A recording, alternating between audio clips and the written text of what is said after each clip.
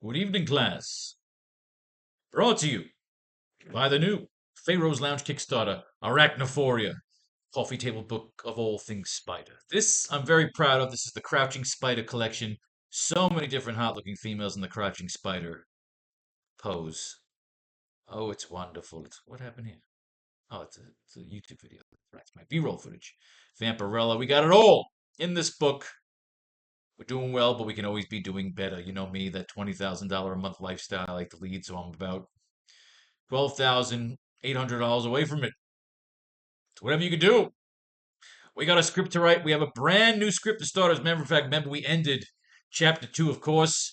We have all 6 videos. The first 4 chapters of the AracKnight, the first 2 chapters of the AracKnight Returns will now be textbooks. Oh shit, we got to sell that textbook. That's right. We got a textbook to sell. We've got a brand new textbook to sell. I almost forgot all about that. Now I have something to advertise. Shit, a textbook too. But what do we sell it with? We need a slave layer for that. We've got to figure out what to put on that cover. Might as well just put another Crouching Spider on there. How about it, huh? Crouching Spider for the new textbook. I got to sell a textbook. All right. Just glad I even thought of that. Now I have something to go into the weekend with. Let's get a puff of the smoke, and we have to start a brand new issue. Now remember, if you read the AracKnight 2, if you're part of that class, and if you're here, then you probably got the other classes. We ended things with Spider-Man. Basically, they got plumbed. Spider-Man was fighting on the Sky Bridge in chapter 2 with Vulture, Sandman, and Green Goblin. Jameson sent all those D-list super villains to go get them, and he ended up blowing up the bridge, sending them all plummeting down to the wastelands below. Spider-Man wakes up. Most of those people are dead. He eventually gets wrangled by Nick Fury, him, Vulture, Sandman, Green Goblin. They're all in containment suits with the collars on, and they get sent in like the Suicide Squad to try and infiltrate whatever this enemy presence in the wastelands. They end up getting captured, and they wake up inside of a gamma radiation mine, gamma mines, like gamma rocks, like kryptonite, making a kryptonite in our world. And the intense amount of gamma radiation actually neutralizes their powers. Instead of finding a decrepit, downtrodden Tony Stark, they see him there. He's staying like a hotel suite because he basically can't escape because he'll die of radiation poisoning. So the idea is that he's just been building for them, and he doesn't know who's in charge. Rather than have some villain, we don't have anybody in charge. Things get tense, of course, between Spider-Man and Vulture, considering these two guys try to kill him. Tony Stark eggs them on, gets him into a brawl with all the overlords there at the mine, and all the people are watching the fight. He sends out Sandman to collect rocks, and just as they're about to do anything, Vulture and Spider-Man get zapped. They wake up in a lab. They see Green Goblin in a freaking Bacta tank. And right as Stillwell's about to inject and harvest Peter's blood and bones, a monster attacks the Gamma plant. A big giant rage monster attacks. They try to set traps. It doesn't work. And by the time Spider-Man gets outside, the Vulture's already ditched out. The Sandman is gone. And he looks and the place is empty. All the Gamma rocks are gone, which means all the prisoners there either absconded with the Gamma rocks or whoever got out of there or was destroyed. The point is we know it's the Hulk. We don't see him. We just hear the place fucking destroyed, which ends up saving the day for Spider-Man. Now, the issue ends with Spider-Man having this issue where he basically stands there. He's staring at Norman Osborn in the back of the tank. He's got the greatest opportunity in the world to kill him. This is the man who ordered to hit on his parents. But this is also the man who saved his life, a knight's code. So he doesn't kill him. He unplugs the tank, lets it drain out, and leaves him there. So literally, chapter 2 ended with Peter Parker, basically Spider-Man, staring out at this empty fucking abyss in this wasteland gamma radiation mine that was being destroyed. He's about to get harvested. He was saved by an unknown force.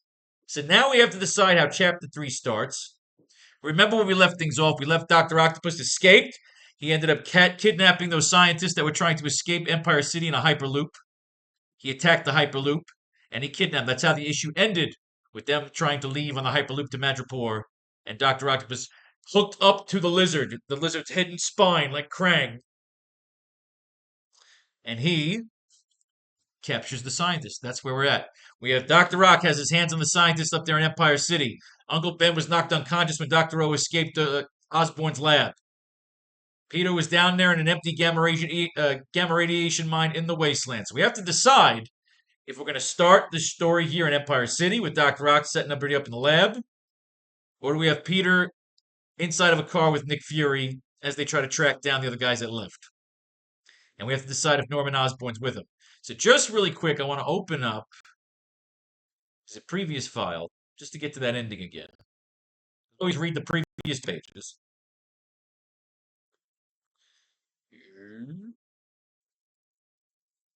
Let's get a puff of the good stuff. This is a new one, Acapulco Gold.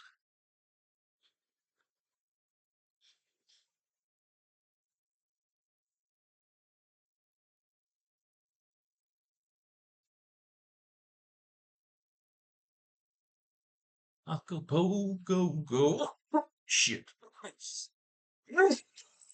I'm going to read the last 2 pages. We always read the previous 2 pages. So page 23.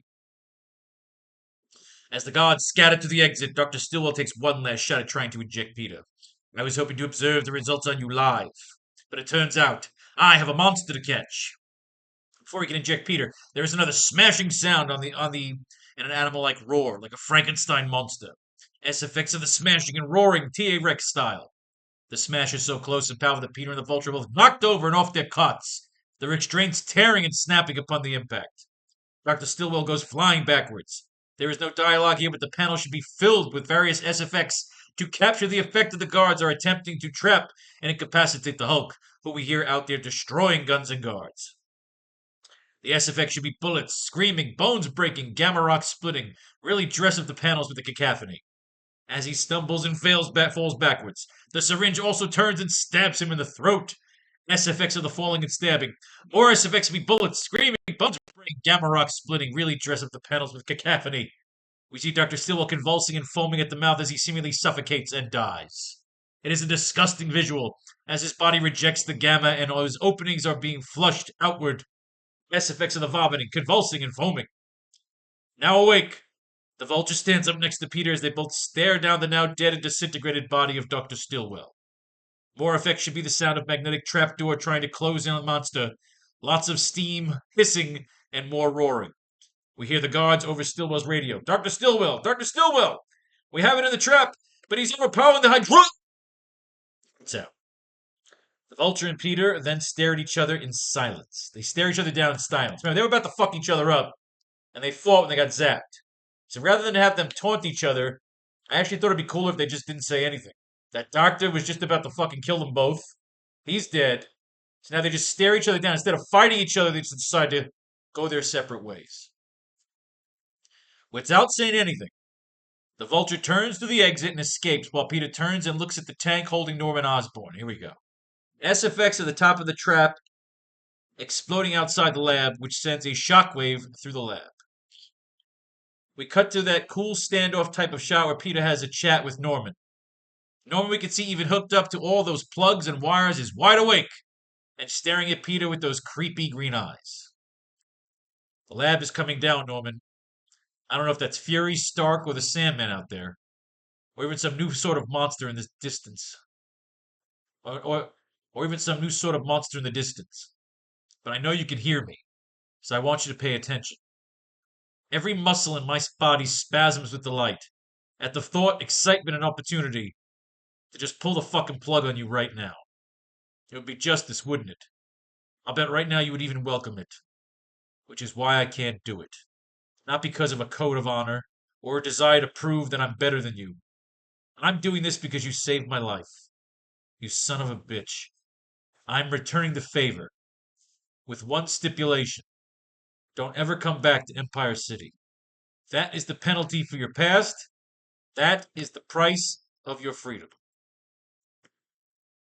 He's telling them, I am returning the favor. You saved my ass. Vulture and Sandman were killing him. They were suffocating him. They were drowning him. They were fucking killing him. Goblin came in and saved him. And didn't harvest his blood while he had him captured.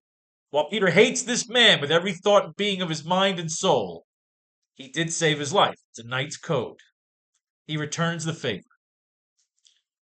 Peter emerges from the lab. That's the last page. That's how we left it off. Peter emerges from the lab. Screen there. Ugh, get off the fucking screen. There you go. Peter emerges from the lab and looks at the sunrise over the now abandoned gamma mine. Just a pile of dead guards and no gamma rocks, like it was completely stripped. Caption across the panel reads, "By the time I got Norman's tank drained and left him asleep in a recovery chamber, I decided I had reached the end of my obligation," saying that he's not going to contact Fury. He's just going to leave. By the time I got Norman's tank drained and left him asleep in a recovery chamber, I decided I had reached the end of my obligation. Close up on Peter as he stares at the pile of dead and broken guards. Whatever took this place out took everything with it. Or perhaps the captives got away with more than their lives. I figure Fury and Stark either thought I was dead or didn't care. Perhaps I was better off, because right now all I could think about was home. We pan up to the floating diesel punk skyline of Empire City. Caption across the panel reads, "Meanwhile, back in Empire City, we come in closer to see the platform at a sleek Empire City Hyperloop station. We hear the voiceover on the speakers. Next stop along the loop, Madripoor and Metropolis." I dropped a little Metropolis in there. Fuck off. We see our team of scientists, Thaxton, Jorgensen, and Harrow, boarding the Hyperloop sled bay. While Peter Parker pines for home, our three scientists, Jorgensen, Thaxton, and Harrow, the valuable chess pieces in this grand game, are looking for greener pastures. As they settle in, we see and hear the loop being crunched and squeezed by a set of tentacles. SFX of the crunching and squeezing of the Hyperloop. The scientists freeze in absolute fear as Dr. O breaks into their compartment sled. He stands in front of them with a set of cybernetic tentacles waving amuck from the frame of his avatar, the large, muscular, enhanced humanoid reptilian mutation that is the lizard. Dr. O sits perched upon the head and spinal base of the lizard, attached to him like a xenomorph. The lizard wears Dr. O like a helmet, and Dr. O uses the lizard to communicate to the scared scientist in muffled speech. "Evening, doctors. Allow me to introduce myself." Boom! Creepy monster ending. The monster has captured the scientists. So we have that. We're going into chapter 3 with two premises. Dr. O has reunited himself with these scientists that he wants to rebuild his body, so that's what they'll be doing. And what we have is Peter was down there in the gamma mine. The Hulk busted everything up right before they were able to inject him with some gamma fluid and fuck him up. They wanted to test Peter's resolve. Instead of killing Norman Osborn, he just drains the tank. Leaves in a recovery bay. Just leaves him there. So what we have is either Peter's going to be hitchhiking, or we can catch up to Peter getting picked up by Fury and Stark, or maybe Peter's on his own. And we have Dr. O with those scientists. Thorgensen, let me write that down before I forget their names. Thaxton. Jorgensen. Harrow. And just really quick, I need to look at chapter 1 of this particular series. I've got to remember what the fuck those guys do. Each doctor has specialty in something. Harrow is the brain, right? Dr. Harrow. Jonas Harrow. Brain surgery. There we go. Brain surgery. And we get to the other page. Jorgensen. What was Jorgensen? One of them was blood, right? Hans Jorgensen, hematologist. Jorgensen, blood. Blood transfer. Thaxton, biochemistry, gene alteration. Biochem, genes. Remember, Dr. Octopus should be like looking at it. You guys should be proud of what I've done here. Big fucking monster here. All right, let's get this thing going.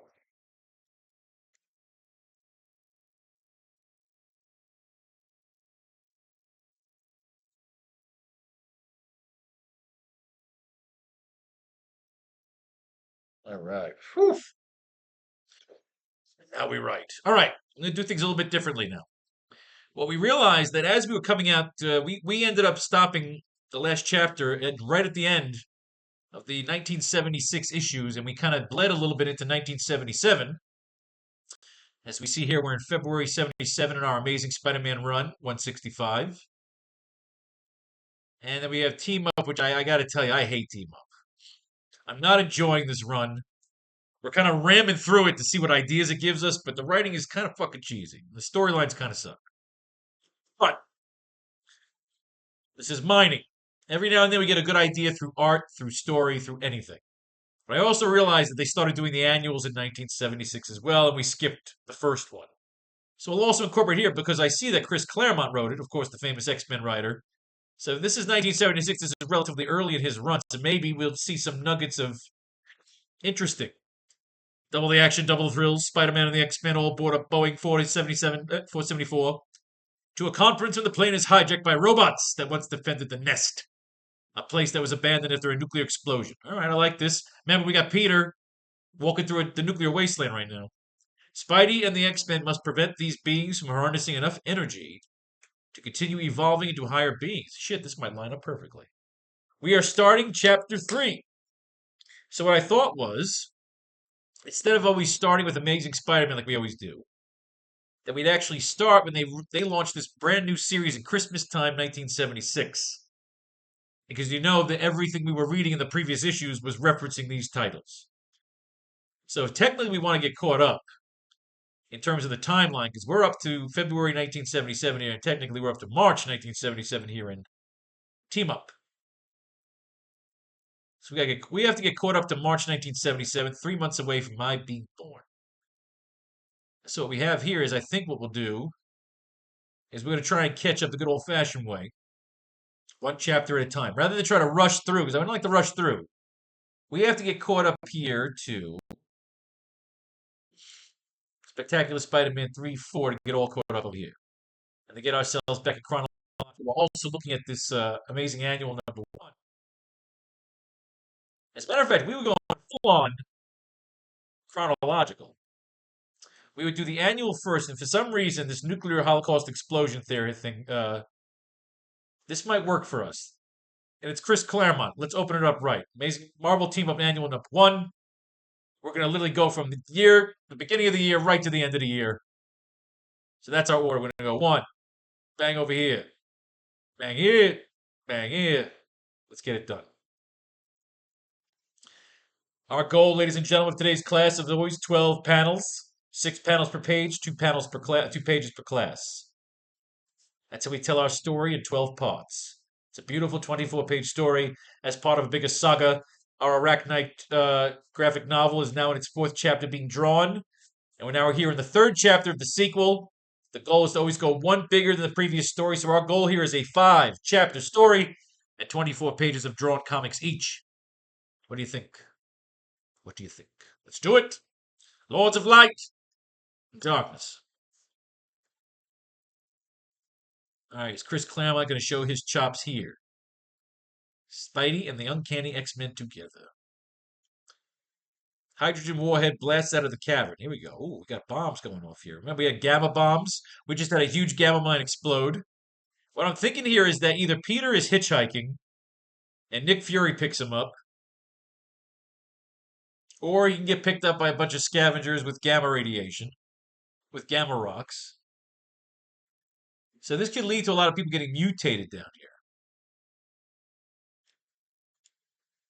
X-Men Adventures and Marvel Team Up Annual number 1 and Marvel Team Up 53 fit chronologically between their return from outer space and their departure for Cassidy Keep in the X-Men 101. These stories are placed here so as not to interrupt the series' continuing storylines. Fuck off. Look at this shit. Alright. The nest. So perhaps Spider-Man comes upon the nest. Landing clearance. Never thought I'd die here. Smooth ride and a masterful distortion of the fine art of championship football. What the hell's going on here? I didn't like any of it from the moment I was stopped by one of Dr. Marshall's automated MPs. Oh, we got a base, just my name, title, reason. Done one my whole life. Okay, we got a guy entering the thing. Stephen Marchese, 42, married, divorced, special project investigator for the United States Senate. Ew. We have a guy entering a top secret base. Too much secrecy, too many dolls. We got robots. I don't mind this. Because remember, somebody's running that mine. We don't know who's running that mine. Maybe Nick Fury says my whole point was to get in there and figure out who's running the fucking mine. Stark's being treated for radiation poisoning. I came out here to find you. What about Vulture and Sandman? Gone. You were the one I was after. We can have a good Nick Fury, Peter Parker moment here. If he's hiding anything, it's so secret even S.H.I.E.L.D. couldn't find out about it. All right. Brian Mann, one of the world's most foremost nuclear physicists. All right, Brian Mann. We don't need a physicist right now. We're doing the scientists. What I'm thinking here is you got to have an opening scene, of course, with Doctor Octopus, with the scientists starting to he's starting to lay out blueprints, and they can be standing there shitting themselves. He's going to need another tank. So of course, the only other tank. Oh, of course, the only other tank would be at the mayor's office. All right, that's our interaction. Let's get some notes going here. Peter, get rid of that shit.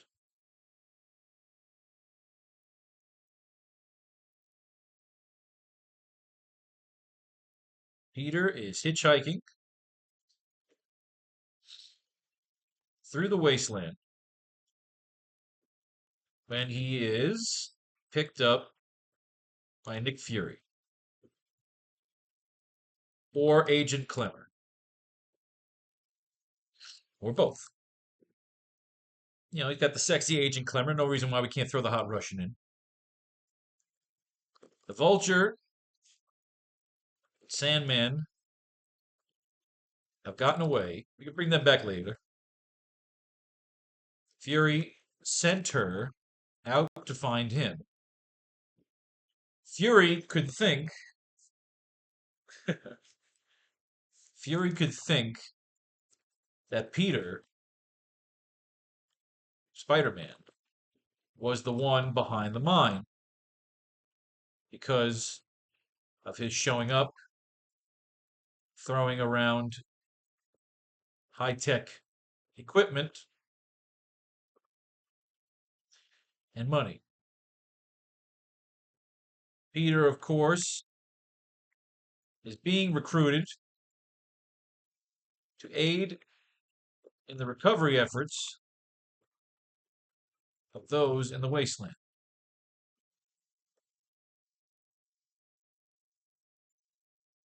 Millions or thousands, depending on how big of a scale we want to go to, of people that need to be rescued from labor camps and vice colonies. Oh yeah, vice colonies. Like we really can really open up the wasteland here as to like it's something that Peter never went into. Peter feels guilt for never venturing into the wasteland. Essentially, it's like the mutated ghettos almost like it's like Venus. Essentially, we can have it like Venusville. Oh, I fucking love this on Mars in Total Recall. Mutated people captured, hungry, desperate. Oh, see how we fucking start writing the story, man. Love it. So that's our notes right now. We're playing around.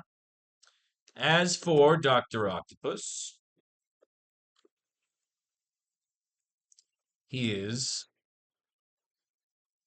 with his captured scientists back at Osborn's lab and lair. The tanks at the lab and Oscorp building are destroyed. So he tracks down the tanks that have gone to Mayor Jameson for his son. Boom. Have our connection. As Spider-Man can have a battle with with Lizard Doc.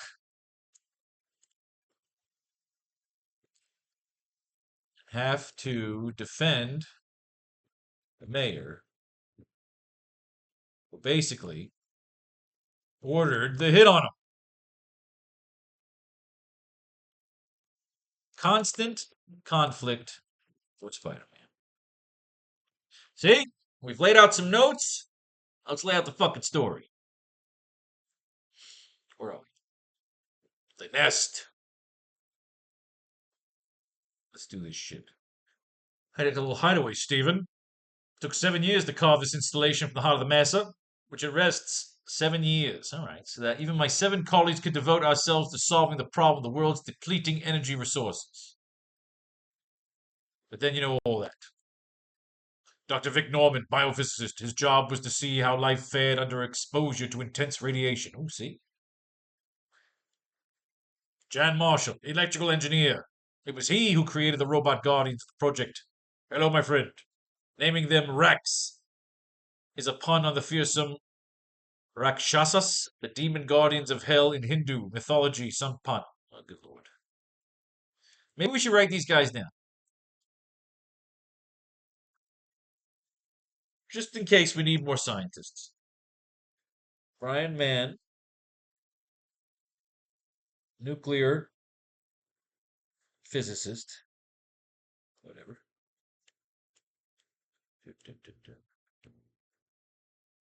Vic Norman. I can't talk to you right now, buddy. Vic Norman, biophysicist. Radiation. Marshall, Jan Marshall. Kevin, I kind of wanted to stay here tomorrow. Electrical engineer.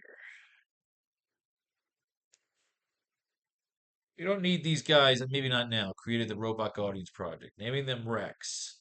Although, Jameson could be bringing these guys in to replace the guys he lost. So, that works.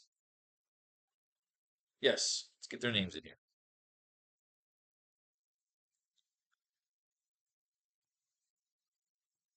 Jameson can have a new team. Scientists brought in. As a matter of fact, fucking, this is where Agent Clemmer's taking Peter to meet these fucking people.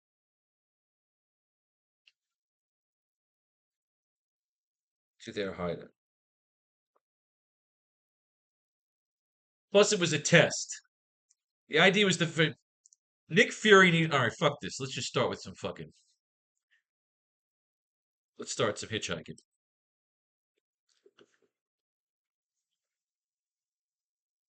I mean, you're writing the fucking scenes. Just write the goddamn scene. Although I want to see more of this. Get the doctors' names down. Let's do this first. See, that's why it's fun to write. It's fun when your ADD takes over. You don't know where to really go and start, so you just go. That's annoying.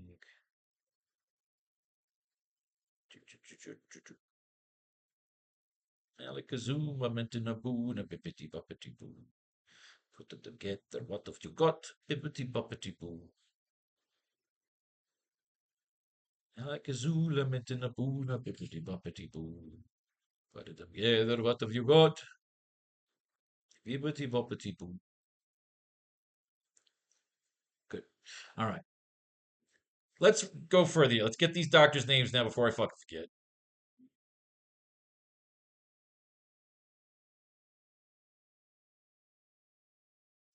Team Fury as working down there is Brian Mann, nuclear physicist. Physicist. God damn it. Vic Norman, Bio. Physicist. Physicist. Jan Marshall. Electrical engineer. Engineer. This is his crack team. Who we got here? His ex-wife. Ooh, hello. Come on. Karen Lee, geologist. I understood why she didn't turn to greet me. Karen was my ex-wife, and our final parting had not been cordial. Karen Lee, geologist. Karen Lee, geologist. They are the nest. Peter Parker. Welcome to the nest. All right. We got more fucking people here. Nice to meet you, Markio Marchese. You'll bet. C. Fan Chung, astronomer. When I lost Karen, he won. Past history, no regrets. C. Fan Chung, astronomer. C. Fan Chung, astronomer. Okie dokie. No regrets. Oh, god damn, we got more fucking people. Have a good flight, Steve. Martin Aronson, radiation expert. A whole list spent listening for the click of a Geiger counter. Martin Aronson, radiation expert. Martin Aronson, radiation expert.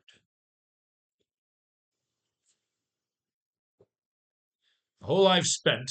You know what it is? Again, Fury's got this team. A whole life spent listening for the click of a Geiger counter.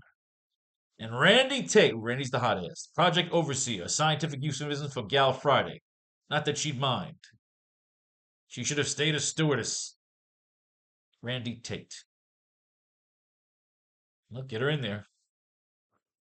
Secretary Randy Tate. Remember, you can make him a Bond girl. She can make her a Bond girl. She should have stayed a fucking stewardess. You'll have to wait a bit before meeting Araman. Oh, there's more fucking people. Stephen.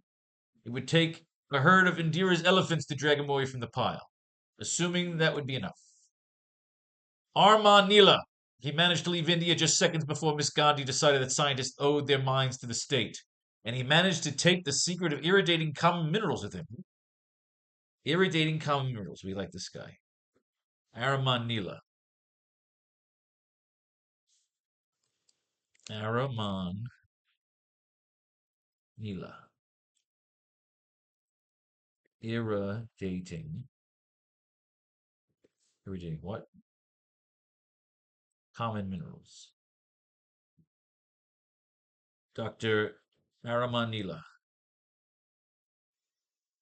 Irradiating? Irradiating. Irradiating. Common. How funny is it? It's so fun when it plays into our fucking story. So let's have some fun. Spider-Man's at the nest. Harnessing energy. Harnessing the Neela pile. The most incredible harnessing of energy known to man. And maybe the most deadly. Dr. Mann, I'm picking up something on my instruments. Tremors. An earthquake beneath us? What in the fuck? Alright, so boom, we got a crazy earthquake. First shock toward the arm, extending the wild ooze out of the astonished Hindu's hands. And with the second shock, the nest began to come apart like a cheap erector set. Stabilize the pile, or we're all doomed! Doomed! It's been shattered by the quake. We've all been exposed to a lethal dose of radiation. The plexi screen. Oh, these guys are going to turn into some superheroes, huh? And that was when the pile began to glow, to throb, to pulse, as though beneath its elemental mass there beat a living heart. I heard Randy Tate scream, and the scream ended in mid-note, and I didn't hear anything much longer. That's when Stephen Marchese, 42, married and divorced, and holding down a high-paying, lousy job, died. Oh, good Lord. See Chris Claremont, though. You see this is good writing. Claremont's having fun. La Huda Mesa, Nevada, formerly a top-secret government project, codenamed The Nest. Project cancelled. September 75. Unknown. Only a cooling slag heap remains. Not that I care, I'm dead. Apparently not. Day of the Demons. Here we go. International Conference on Man-Made Mutation.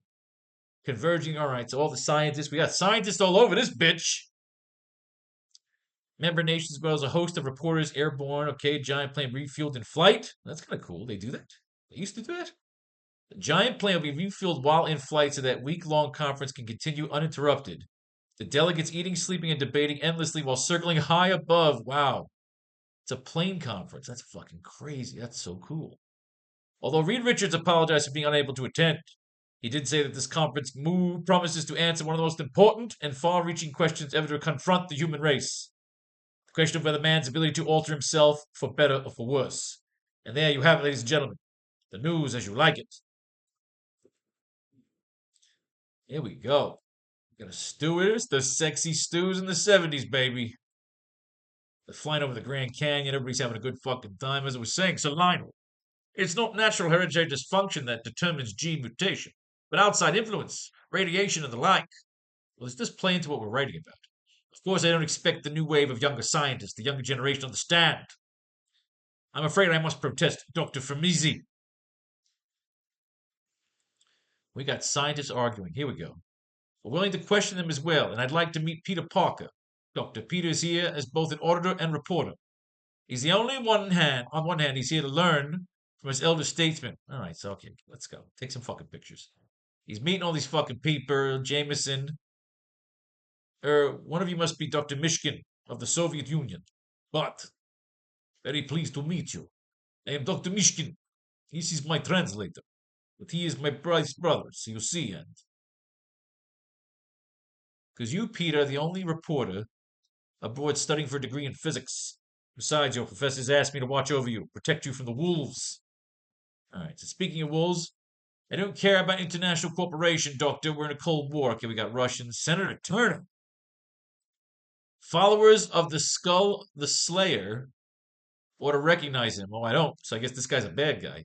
He means me, all right. Like all scientists, he believes his work belongs to mankind instead of the governments who pay for it. Turner's a redcoat. He's under investigation for improper use of military funds, something to do with the disappearance of his son in the Bermuda Triangle. Oh, fuck, this gets deeper, man.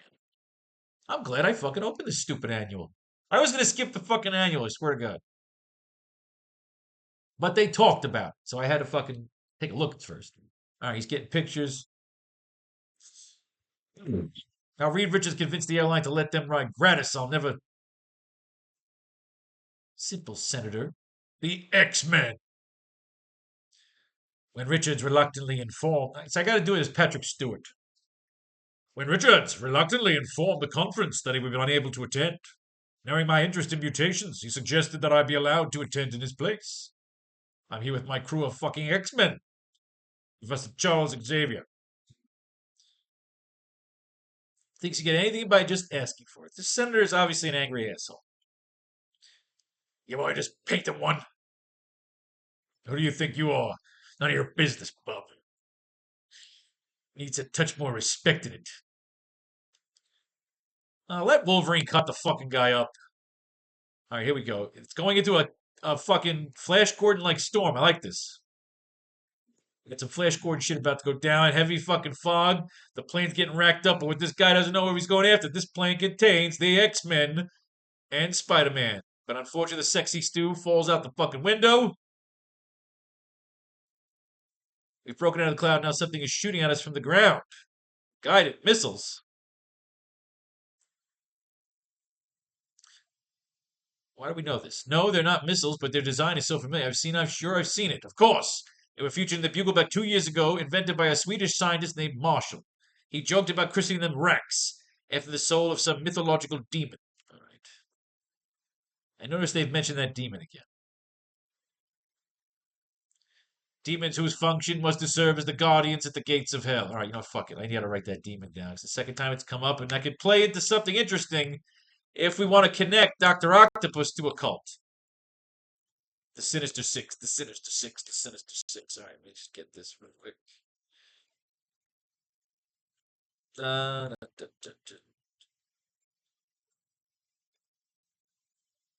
Where are you, Marshall?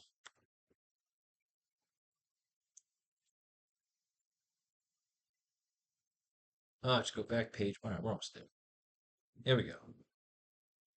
Rakshasas. Rakshasas. Rex. Rakshasas. Rex. Sha. Sha. Two S's. Rax Hasas. Rax Hasas. The demon, what? Just make this a little fucking smaller. No, we can't. Make it big. The demon guardians.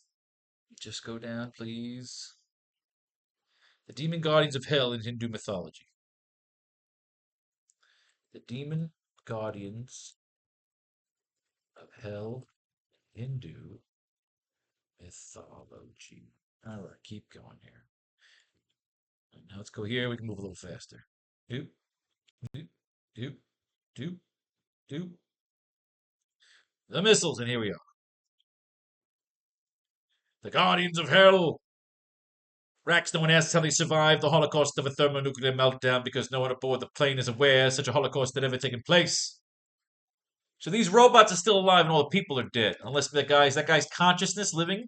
Anyway, they shoot down the fucking plane. Scott, Peter, you're the only one close enough. They got to take control of the plane. Scott, Peter, that's Colossus. Peter Parker just take advantage of all the. Peters met the X-Men before Marvel Team Number 4 being the most recent. Oh, wow, that was a long fucking time ago. I recognized Xavier and a few of the others immediately. So I assume the rest must be the new X-Men in the papers we're talking about. Wow. They haven't teamed up in a long time. I kind of like that canon. The great Stoneface turner has a glass stomach. He's puking and shit in his pants because they're being attacked. Cyclops is going to fight. He's going to shoot some fucking aliens. But I think at some point we got to realize I won't ask how you just happen to be aboard this plane, my boy, but your presence is most welcome. Perhaps the moment the threat concern us with. So we got Storm and Banshee going to jump out of there and stop fucking flying around the plane. She's going to jump out of her fucking clothes and turn into some storm action. The sheer glorious beauty of the unrestrained flight. And let us be about it, Banshee. Let's fight some fucking robots. One of the robots rips through the fuselage, turns into Colossus. He starts fighting the fucking robots. Nightcrawler comes in. Wolverine busts out the claws, cuts him up with some fucking adamantium blast. Jean Grey shows her tits. We are an aircraft that is in the process of crashing, and unless you all relish the prospect of dying, might I suggest you act before it becomes too late. Banshee's gonna scream and bust up some aliens. Storm's gonna fucking short him out with some fucking lightning. Cyclops is gonna land this fucking piece of shit plane. Spider-Man's gonna jump out. Just watch, friend, and you'll see a trick I picked up from Reed Richards done spider style. Interesting. Or the dramatic death of a living legend, meaning me. Come on, Webbing, do your stuff. Wow. The drag chute of webbing snaps taut for a moment. The huge plane lurches in mid-flight. Then slowly and almost imperfectly, the screaming plunge through the air begins to slow. And then 747 lands, in a matter of speaking. All right, so he's able to bring down the plane. That was kind of cool. So the X-Men get out of the fucking plane here. They're all sitting there chilling. You know, it'd be kind of cool if maybe like a smashed plane, like a crashed giant plane, could be a headquarters. What in heaven's name is going on? We're sabotaged. No, we were attacked by some kind of missile. It's like Mars. We didn't need to send the Fantastic Four to Mars. They're living it here. Senator, we just saved your neck and we understand. Okay, Wolverine. Gentlemen, there'll be no need for bickering. Duh. Let us no need to borders, please. Senator Turner, our attack was not masterminded by these X-Men. Oh, I hate when they have politicians in the fucking stories. Duh, too much. The world's most sophisticated radiation detector, invented specifically to be unveiled at this conference by me. Irradiated animals, but I have never received so strong a reading.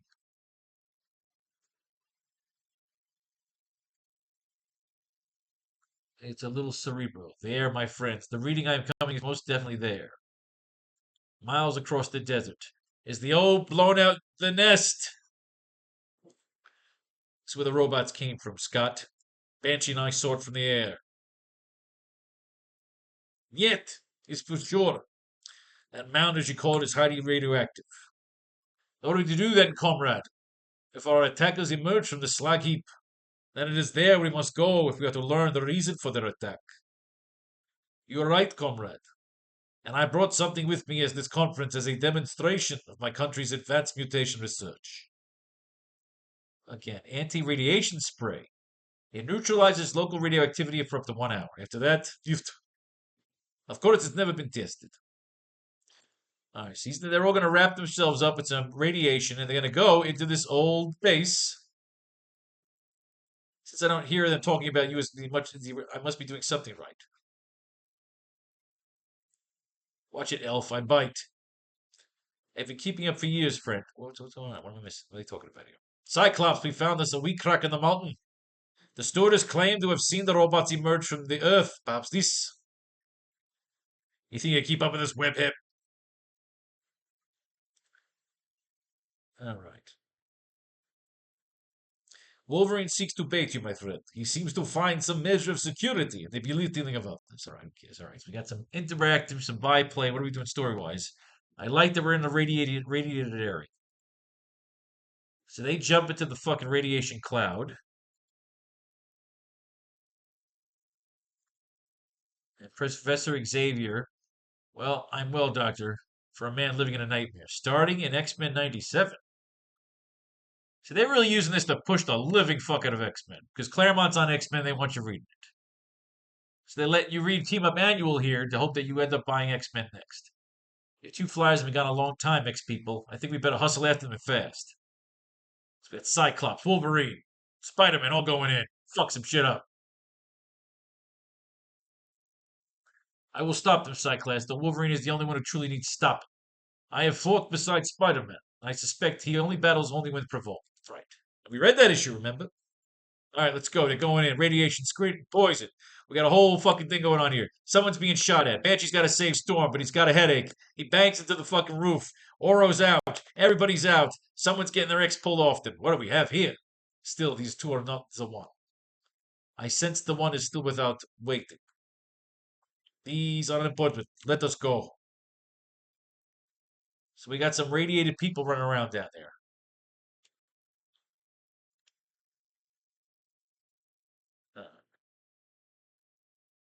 Greetings, morals. I am Yamadharma, and I am death. Oh, good Christ. What a stupid fucking name. You just lost me. Yamadorma, and that's his power. He shoots fucking lasers. Yama fucking Dorma. I read this whole fucking issue for Yamadorma. They slice the hole inside of him, and the hole heals up because he's a big giant fucking ball of radiation. Banshee screams. Everybody's got a fucking headache. Why do you not join the others, Metal One? Why do you strive against the inevitable? Because I am Colossus. Because I am an X-Man. Because I must. And forgive us, noble one, for we only do that which we must. Kali, Kali, goddess of dark madness, we are not so much alike. I think I might love you. That may never be, my lord, for your role is keeper of the dead. Oh, what the fuck are these two talking about? Ooh, they like her. It is her mind we sense within us. She is the one, Jean Grey. Let us strip her nude and see her bubbies. So they're all hanging in destination here. So we kind of did this in our last issue. They were chopping her up. Walking in a dream until you see, oh my God, God's fair lady, we are pleased that you have seen fit to awaken. That will reassure your friends that they have been away to you most immediately. Oh, good luck. Everybody's in suspended animation. She's going to kill them all, right? It just bounces off. They're all in a force field. What do you want from us? I am called Brahma, Phoenix, the creator. Her mind inverts. What the hell is going on here?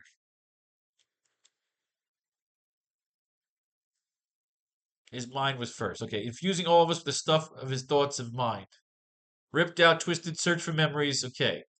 They're all blown up in the radiation blast. 9 people died, fair one, yet death embraced only one.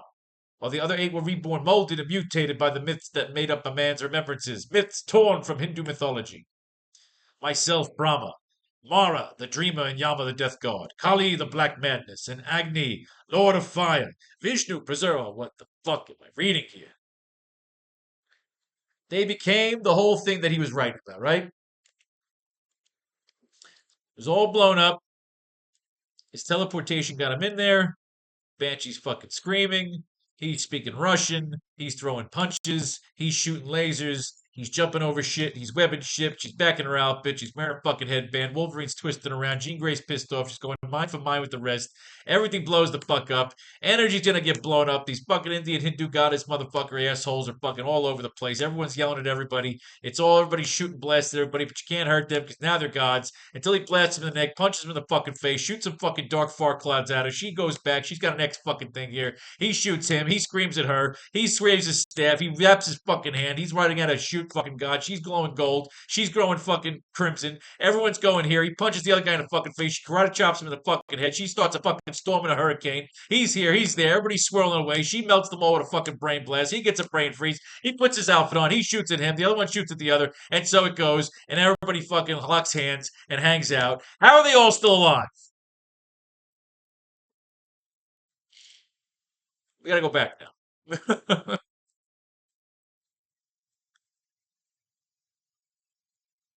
So we had a nice little brawl going on here. I guess what happened? Nightcrawler came in and said, I'm going to save the fucking day. Oh, this is so bad. He's not trying to harm me, just hold you while they destroy the X-Men. Nightmare Phoenix. It is the power of Mara you face. Mara, ugh, goddamn. Karate chops. Let's get back. Get the fuck out of here. This is so stupid. The energies of the planet are bound to us now, mortal. They needed Jean to contain their force until they could become something other, some other form of energy. Okay. Death comes more. Hold on. What if they would be removed from Earth? There's got to be more than just enough energy and space for them to do as they please. Or it's scratch one planet. You're right, Brahma. Get the people together and have them link hands. X-Men, listen carefully and do exactly as I say. You sure you don't want your boys on one side and the girls on the other, boss man? All right. It's better than just lying down and dying, Brahma.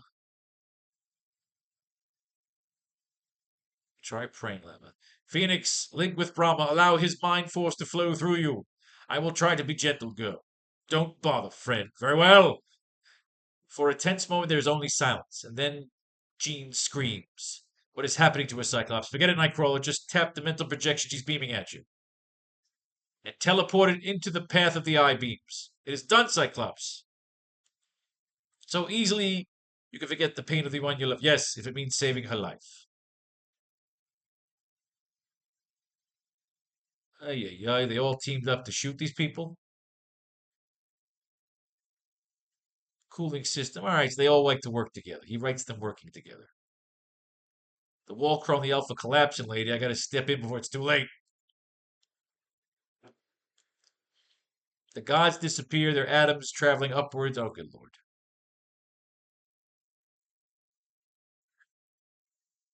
They transform into something else, prompting earthbound astronomers to announce the birth in the heavens of a new star. Oh, that's kind of cool. Michigan machine has stopped registering any source of radioactivity, my X-Men. You have done well. He meant that he's mind blocked any knowledge of what's happened in our partner from the memories of the passengers, Spider-Man. Just like that, boy, he'd be a handy guy to have around when it comes to explain things to a certain Mary Jane Watson. Oh, good lord. This started strong and it turned out really fucking stupid. And they all were gods. It was there and then it wasn't there, you know? And this is what year? 1979. So we're not going to need annual 2 for a little while. Spider-Man and the Hulk find themselves between two nations with escalating nuclear tensions. Oh, cool. Well, all right. Did we get anything that we could use in this particular issue? We started with a lot of good notes here. So what do we have? We're going to start with Dr. Octopus, or we're going to start with Spider-Man. I said we start with Spider-Man.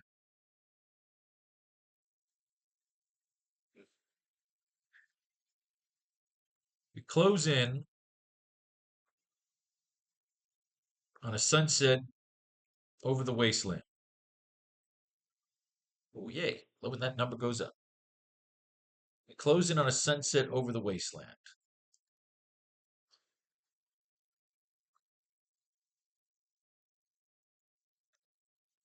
Close-up shows Peter Parker walking along a deserted road. Nah, I don't know if I like that. We close in on a sunset over the wasteland. Nah, I don't like that either.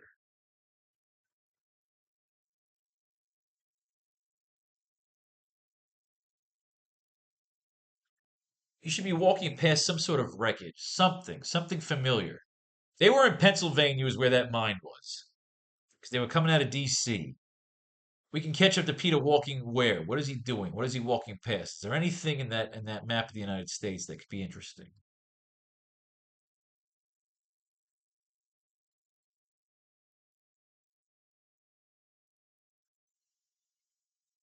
Close in on a sunset over the wasteland,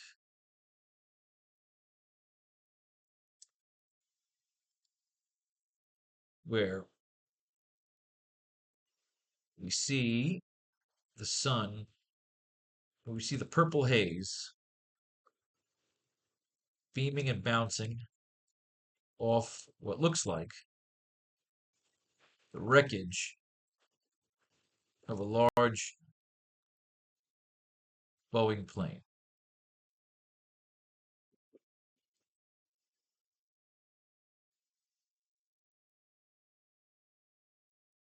Closing in on the plane wreckage, we can see people are living in it, like an abandoned slum.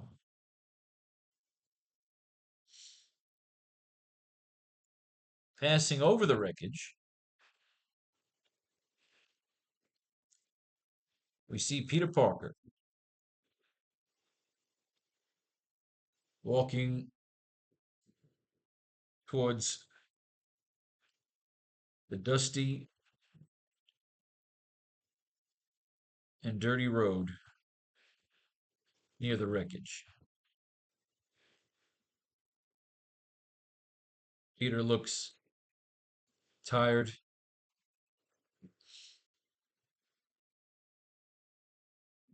and lost. He shows no fear as he looks towards the scavengers, towards the scavengers and people living in the plane wreckage.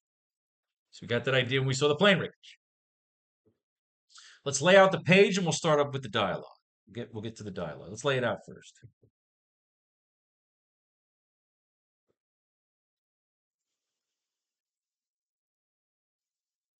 But anyone can react towards him.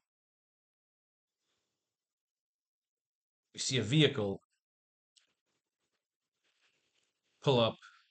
Should be a vehicle or a bike? A bike, not a vehicle. I mean, they lost their vehicle, got blown up. They have. Oh, they'll have another one. We see a vehicle pull up. We see a shield vehicle. We see another shield vehicle pull up next to Peter.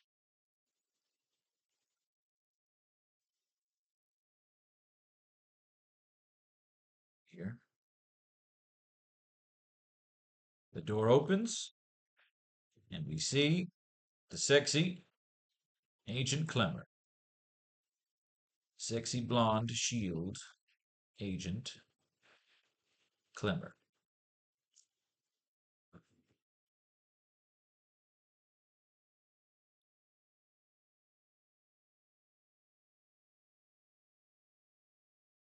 So then we should change up back to the city. For anyone can react towards him, we see another shield vehicle pull up next to Peter. Let's see another one. We see a shield.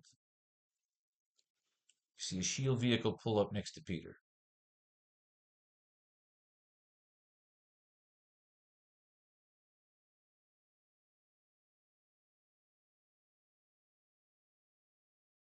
As they pull away, he offers him a drink, a thermos of tea.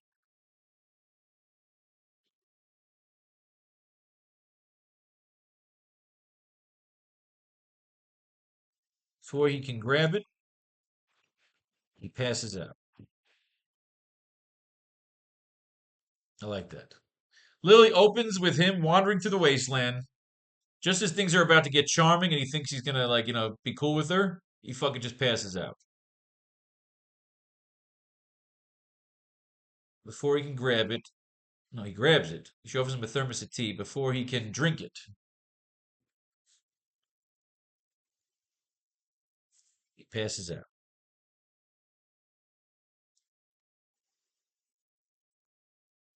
We need to see them going back to the yeah, I like that. Let's pan out. Panning out as the vehicle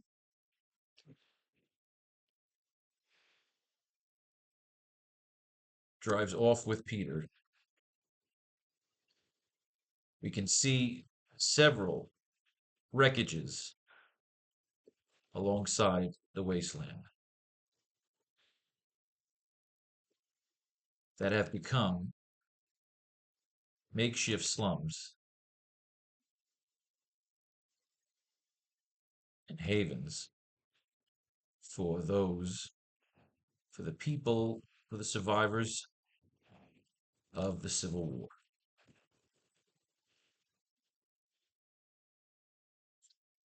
There should be a farm, some sort of a farm, like a little, no, some, nah, they're living in you don't need to see a fucking farm. We can see a farm. 1 second. A large wreckage of a large Boeing plane with a small farm attached to it. Like an abandoned slum, trying to harvest plants from hydroponic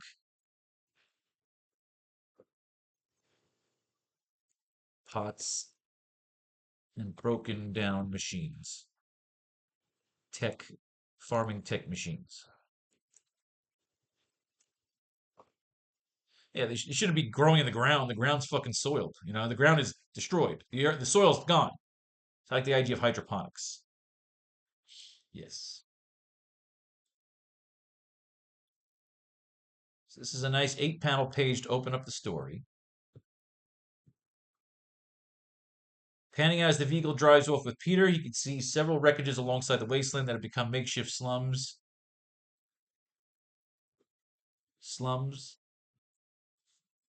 Farms, and havens for the survivors of the Civil War. I like that. Because the idea is, as we're showing that, it's Peter by himself. He's talking about just how fucked up things are. And he didn't realize how fucked up things are. All the time he was traveling the world. Again, this is a nice reflection. He's hitchhiking through the wasteland. We don't need that. She'll tell him Vulture and Sandman have gotten away.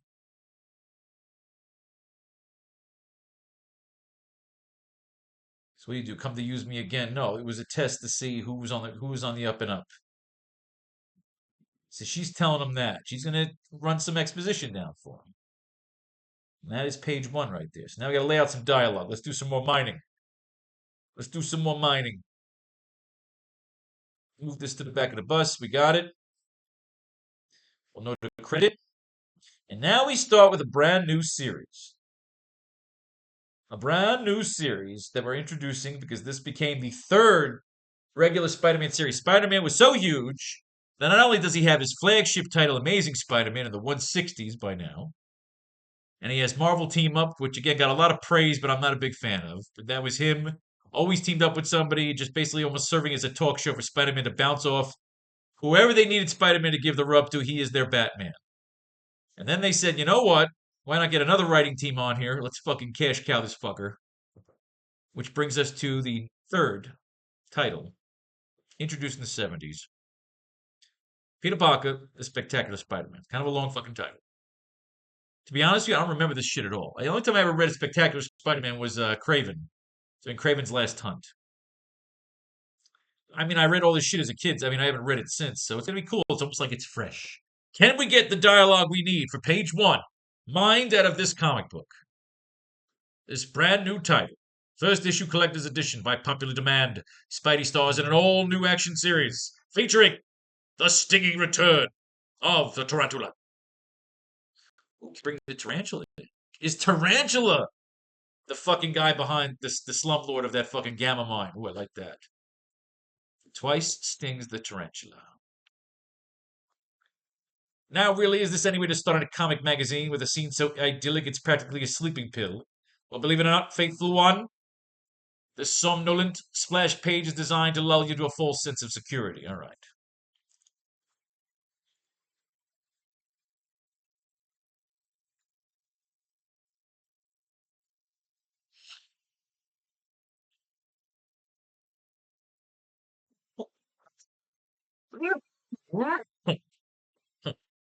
All right, Tarantula's here to fuck up some schools here.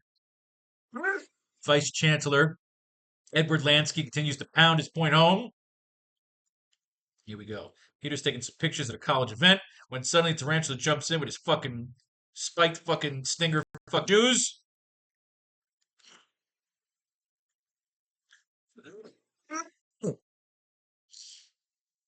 What's the meaning of this? What is this? What are you people doing here? That must be obvious, Senor Lasky. We are kidnappers and you are our prize. All right, they fuck everybody up. That South American band has gone completely crazy. He was bad enough the last time we tangled with the team with the jackal. All right, what can we do here? All right, it's down in the crowd. Flash Thompson and Mary Jane. So I don't know what they decided to do with the second issue. Maybe it focused more on Peter's job as a professor. Guess we'll find out because we're here at the college. I was hoping to meet again, compadre. All right, so Spider-Man and the Tarantula want to tangle again because Spider-Man kicked his ass. I trained to be my country's Captain America, and the skills I come developed in my homeland. He was Captain Columbia, basically. No good to hear. It takes more than gymnastics to make a super fighter, Taranti. Now, could they be experimenting to build him? Is he the guy we're building in this gamma mine?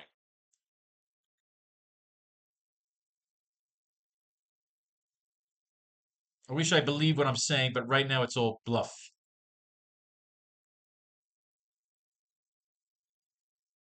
Tarantula beat me to a standstill the first time we fought, and I can't give him a chance to do it again.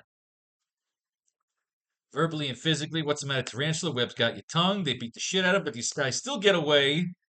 Flash decides he wants to help because he's Flash Thompson. He wants to help fucking Spider-Man. Those guys aren't the same henchmen Tarantula used when he hijacked the Hudson River Day liner. Oh, that's right. Remember Flash? They beat up Flash there too. See, Flash always comes in a fight. He jumps in, sticks his feet in there. He gets away. That was a very cool way to get away, though. So they ripped through the fucking crowd, ripping through. Good little fucking car getaway.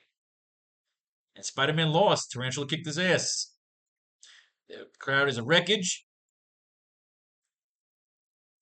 And of course, these people want to come after him because Jameson says he's a piece of shit, which plays into what we were kind of saying. Let's get into some of our dialogue here that I think I'm now inspired to do.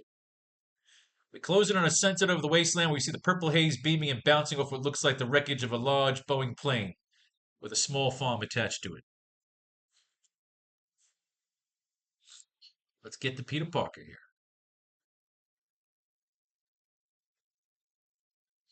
Need to light up the keyboard.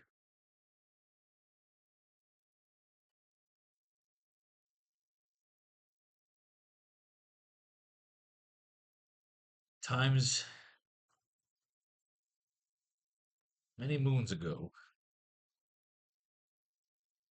I was off traversing,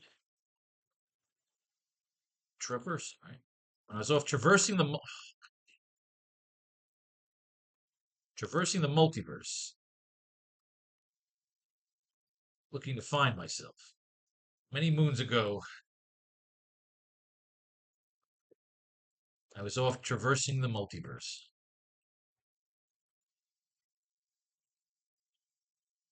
trying to find myself after losing mom and dad. Many moons ago, I was off traversing the multiverse, trying to find myself after losing mom and dad.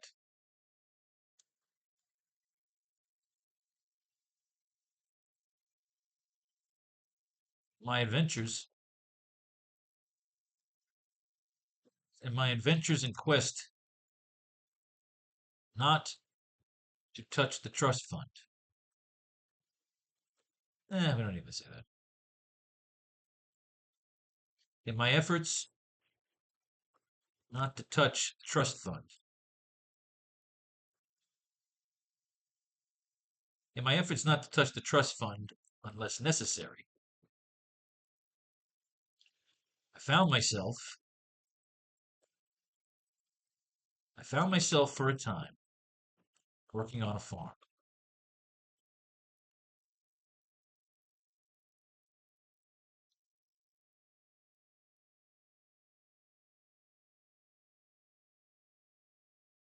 They put a roof, they put a thatch roof over my head,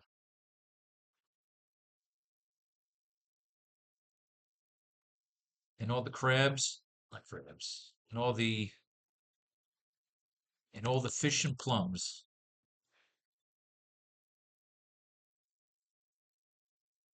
They put a thatch roof over my head. It kept me full of fish and plums. It's like a whole reference to maybe Japan kind of thing. He was trained to Japan.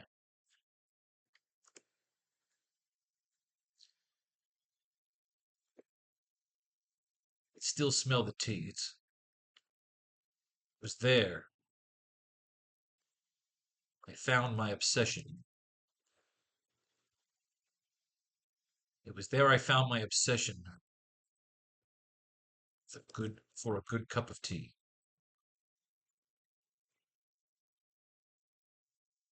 Many moons ago, I was off traversing the multiverse, trying to find myself after losing mom and dad.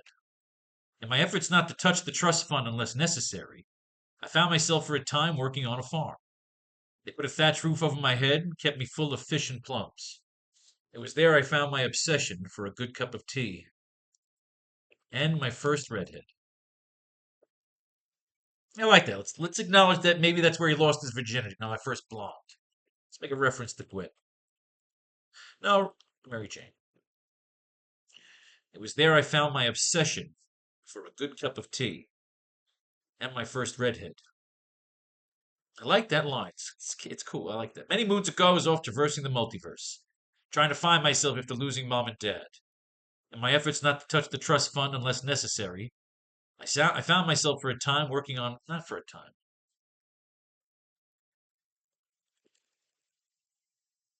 I find myself,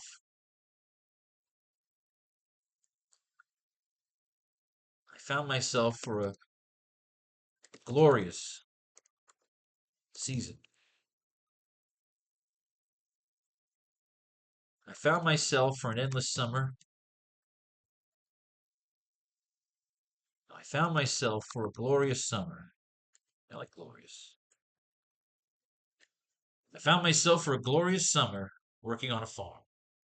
They put a thatch roof over my head and kept me full of fish and plums.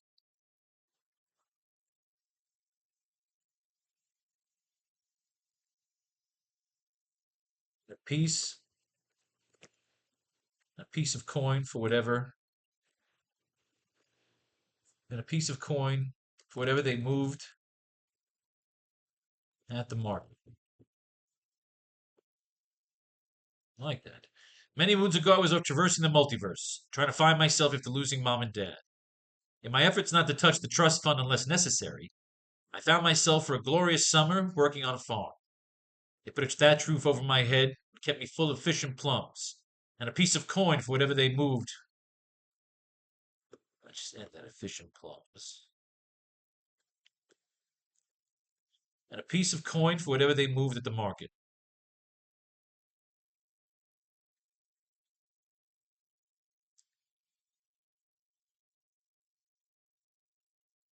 I don't like a piece of coin. And a slice of silver. A slice of silver for whatever they moved at the market. It was there I found my obsession for a good cup of tea. And my first redhead. Closing in on the plane wreckage, we could see people are living in it, like an abandoned slum, trying to harvest plants like squatters. Squatters. Squatters in an abandoned slum. Trying to harvest plants from hydroponic pots and broken down farming tech machines. I like that. It was there I found my obsession for a good cup of tea and my first redhead.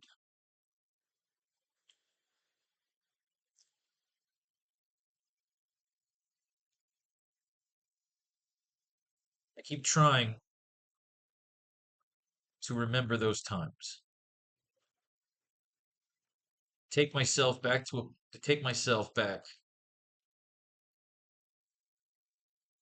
I keep trying to remember those times. Take myself back to that place. I keep trying to remember those times.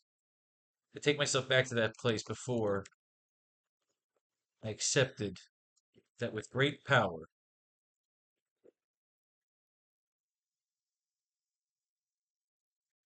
is always going to joke with the line. You're always waiting for to say that with great power comes great responsibility, but I always play off the line. I keep trying to remember those times. To take myself back to that place before I accepted that with great power comes nauseating.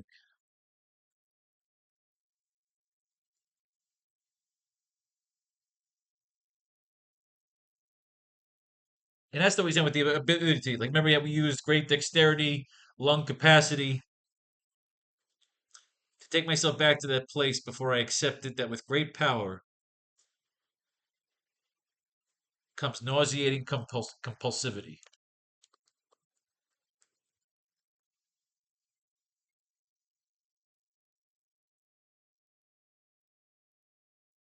I keep trying to remember those times. To take myself back to that place before I accepted that with great power comes nauseating compulsivity. That with great power comes nauseating compulsivity.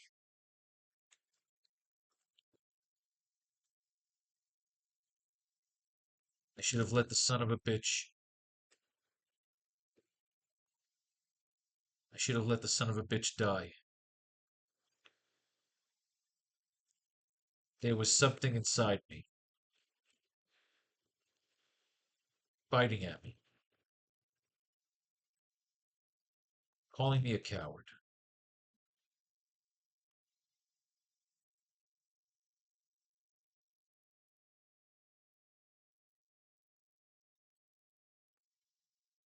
Calling me a coward. All right. So I like taking it over to passing over the wreckage. We see Peter Parker walking towards the dusty and dirty road near the wreckage. Peter looks tired and lost, but he shows no fear as he looks towards the scavengers and people living in the plane wreckage. I like Peter is reflecting before he gets picked up. Reflecting on the fact that last issue he had a chance to kill Norman Osborn. And that's what we're talking about right here. Passing over the wreckage, we see Peter Parker walking towards the dusty and dirty road near the wreckage. Peter looks tired and lost, but he shows no fear as he looks towards the scavengers and people living in the plane wreckage squatters. These aren't scavengers. These are squatters. They could be scavengers too.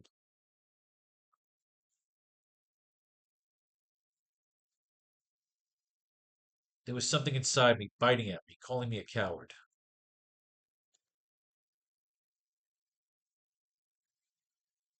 Calling me a coward.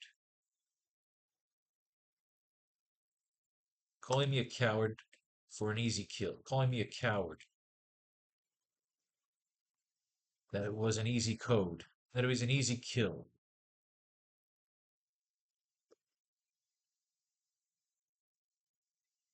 And then we come into, that's when you should say when you finally see him, because those are two outside shots.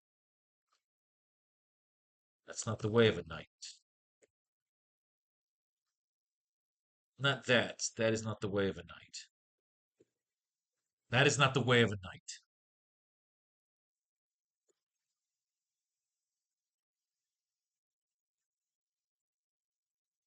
Yes, Craven would be proud.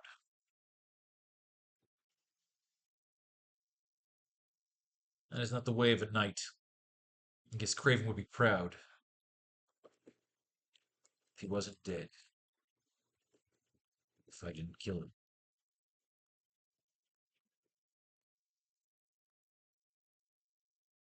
That is not the way of a knight. I guess Cave Craven would be proud if he wasn't dead.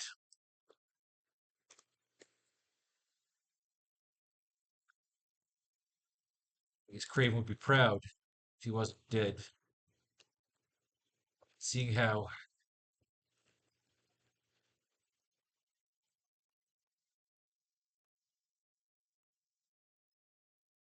there is no road signs, I pretty much envy him right now. I like that. There was something inside me biting at me, calling me a coward, that it was an easy kill. That is not the way of a knight. I guess Craven would be proud if he wasn't dead. And seeing how there is no road signs, I pretty much envy him right now.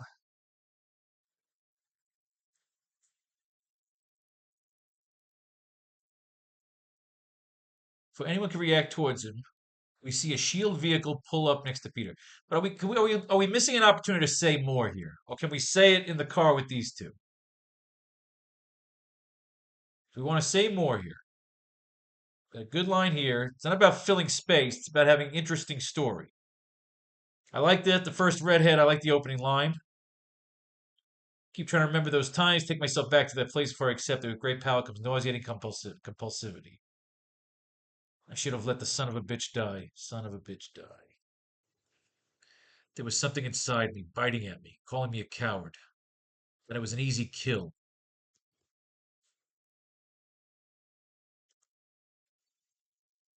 That I owed him one.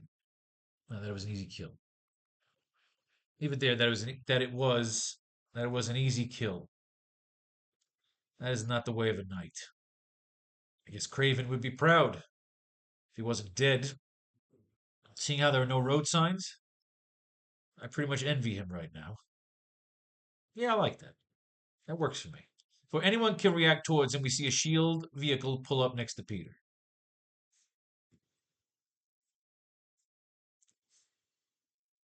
Then we could have the line. I wanted to talk about how he killed Craven because Craven was using him.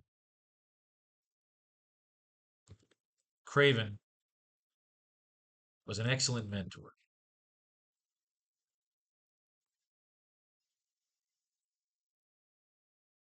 Craven was an excellent mentor.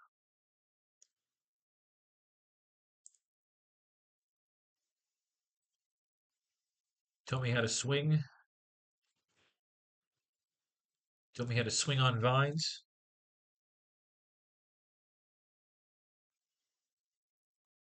He taught me how to harness my anger. He taught me how to swing on vines. He taught me how to harness my anger into what?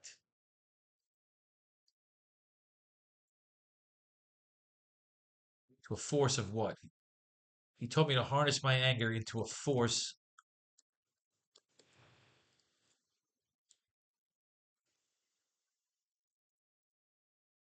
to a powerful force. I'm looking for a good word here.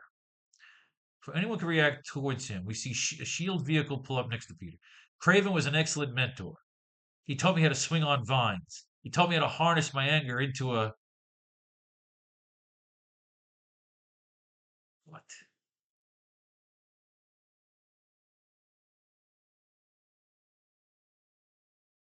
To a powerful composite concoction. into a supernatural force. He taught me how to swing on vines. He taught me how to harness my anger into a supernatural force. To a supernatural force of what? Now, evolution? That's a boring word. They use that all the time. Into what? And harness my anger into a supernatural force of power. Stamina. He taught me how to swing on vines. He taught me how to harness my anger into a supernatural force of power. Stamina. Power. Stamina. What's the word we look for healing? A force of power. Stamina. Healing. No. Regeneration.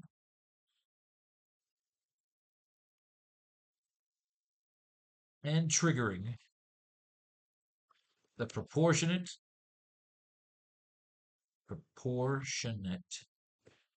strength of a spider. So I'm just going over his origin.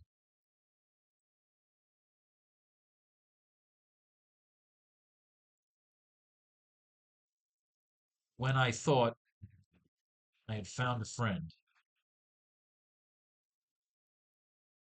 where I thought I had found a friend, a brother in arms.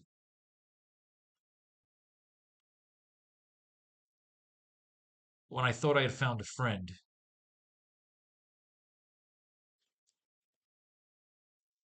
it turned out he was using me.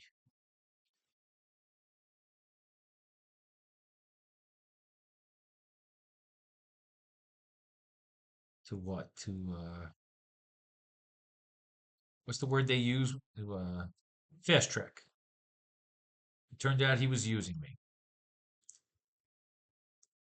He fast tracked.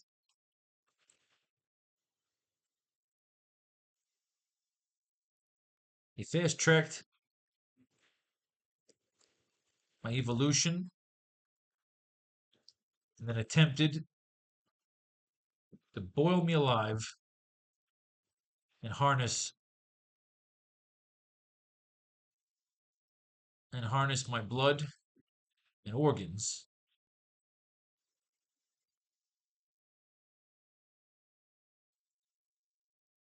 He fast tracked my evolution and then attempted to boil me alive and harness my blood and organs.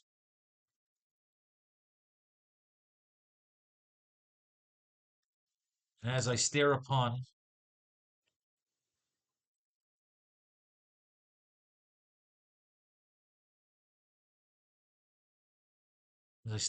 a city of scavengers,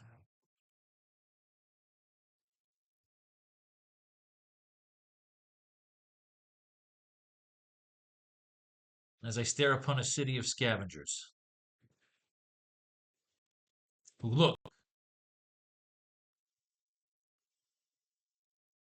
look as viable to consume as opposed to robbing. It's very Shakespearean here, you know.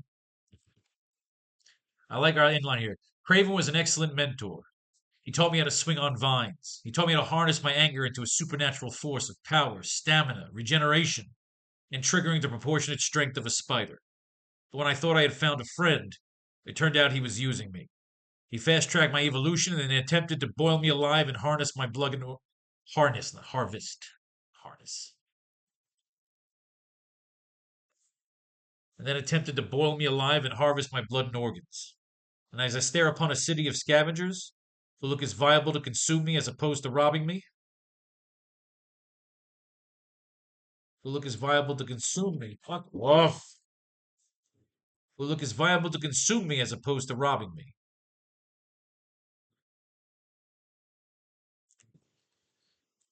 I wonder what's the difference. I wonder what's the difference between them, Craven, I wonder what's the difference between them, Craven, or the government stooge, that is pulling up now. Bang! Before anyone can react towards him, we see a shield vehicle pull up next to Peter. Craven was an excellent mentor. He taught me how to swing on vines. He taught me how to harness my anger. Now, let's just make this a new line. He taught me how to swing on vines. He taught me how to harness my anger into a supernatural force of power, stamina, regeneration, and triggering the proportionate strength of a spider. And triggering. No, not triggering. Just and triggering. Triggering. Triggering the proportionate strength of a spider. When I thought I had found a friend, it turned out he was using me.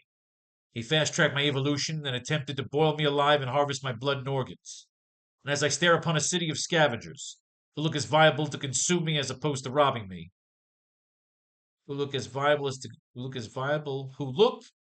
something not right there. No, who look as viable to consume me as opposed to robbing me.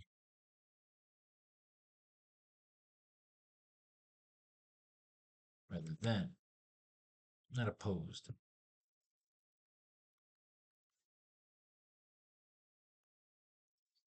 And as I stare upon a city of scavengers, who look as viable to consume me rather than rob me, I wonder what's the difference between them, Craven, or the government stooge that is pulling up now. The door opens and we see the sexy blonde shield agent Clemmer. See, it works because it opens and it's a hot chick.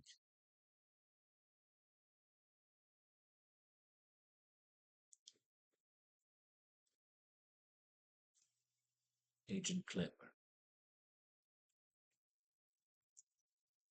See you again, Mr. Parker.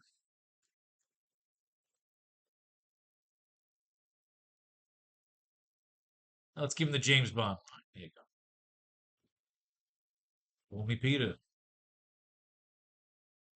So remember, he's like the government stooge pulling up now. Nice to see you again, Mr. Parker. Call me Peter. As they pull away, she offers him a thermos of tea.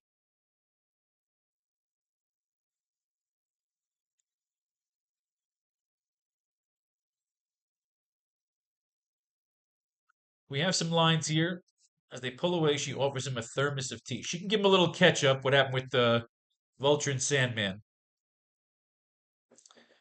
Let me guess. She could be saying, Vulture and Sandman got away.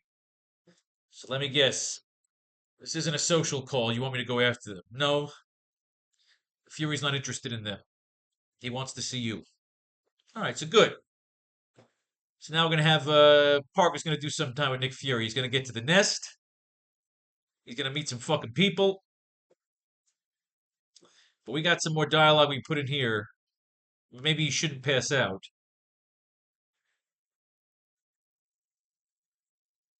Like the tea could be drooling down his mouth.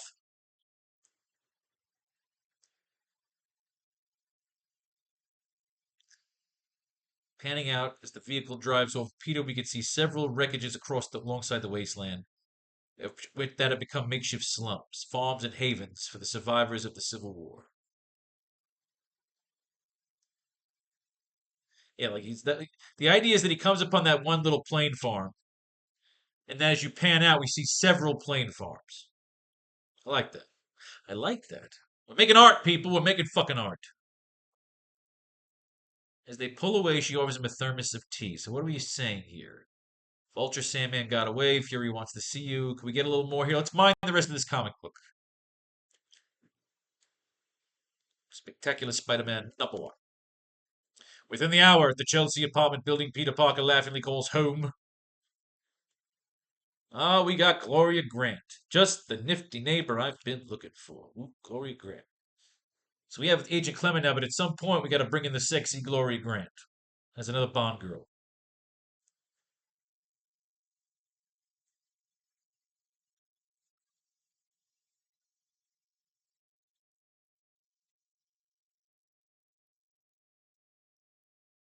Fury could say that Peter was the one behind the mine because showing up throwing out high-tech equipment, Peter being rescued, recovery efforts. Jonah Jameson, new scientist. Venusville. I love the idea that it's Venusville on Mars. But that particular spot was a wasteland run, so we don't have to worry about Venusville now. I'm not going to waste that art right now. As for Dr. Octopus, he is with his captured scientists back at Osborn's lab.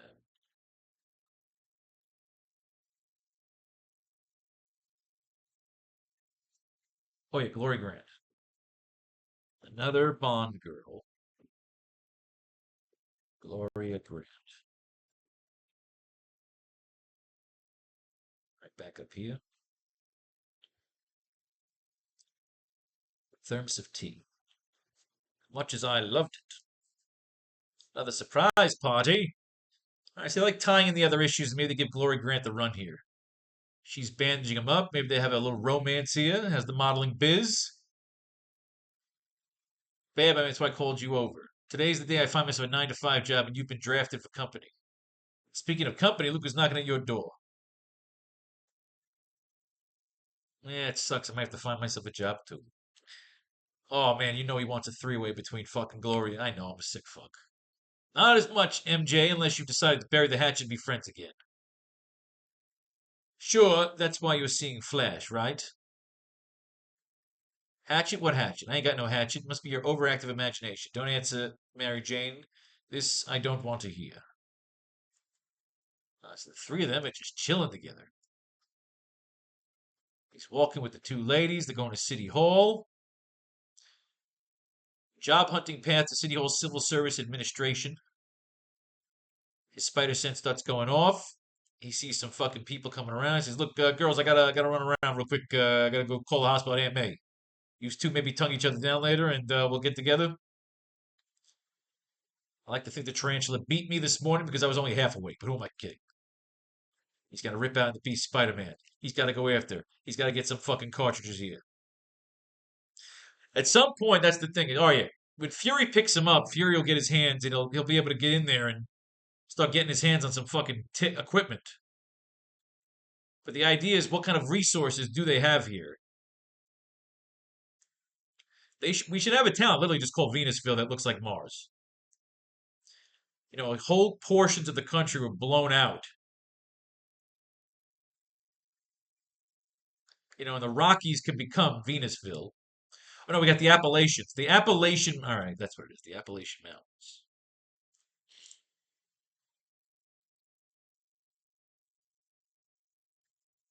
Where's my Venusville? Here we go. The Appalachian. So I didn't want to get to the Rockies yet. The Appalachian Mountains. They spell fucking Appalachian. Mountains have become Venusville. Yes. I love Venusville. Total Recall, one of my favorite fucking movies.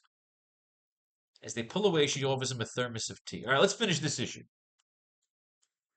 Getting so a bureaucrat doesn't have any time. After all, I'm a highly skilled civil servant. I won't be treated like some common employee. Here we go. More kidnappings. Tarantula's fucking got this guy, the superintendent, whatever the fuck his name is. There's some money on the line here. He's a man of many plans, but if his plans succeed, he will be worth mucho dinero. That guy's dangerous, boss. The mayor must die. Oh, we don't know who his secret guy is? In the basement garage beneath City Hall, hushed voices conclude a conspiratorial conversation. Remember, it must look like an accident. All right, so who's the guy behind it? Of course, you're not going to show his fucking face because this is stupid writing where we got to show the fucking guy. Alcalde. What is it? Alcalde. To visit your short little alcalde, mayor. I think we could use the tarantula possibly, though. Can we use the tarantula? Now, Spider-Man's in there waiting. They're going to fucking grab him, go for a power drive. He punches one guy in the fucking head. His fucking guys start attacking Spider-Man. We start getting a little action here. Thanks to the mayor, may be killed. Yep, the door is locked, and yep, the tarantula has the only key. Of course. I could always hightail it up the outside wall. By the time I climbed upstairs, the tarantula would be finished. All right, 3 inches thick. He's gonna rip the fucking door open. He rips the fucking door open. It comes right off the fucking door. He's got to go fight the tarantula. They start crawling up the elevator shaft, and we're inside the office of the mayor inside City Hall. If we don't come up with 60 million by October 3rd, we'll go bankrupt. I've been there. Didn't we go through this last year, Ogilvy? My lord, every time I turn around, it's bills, bills, bills.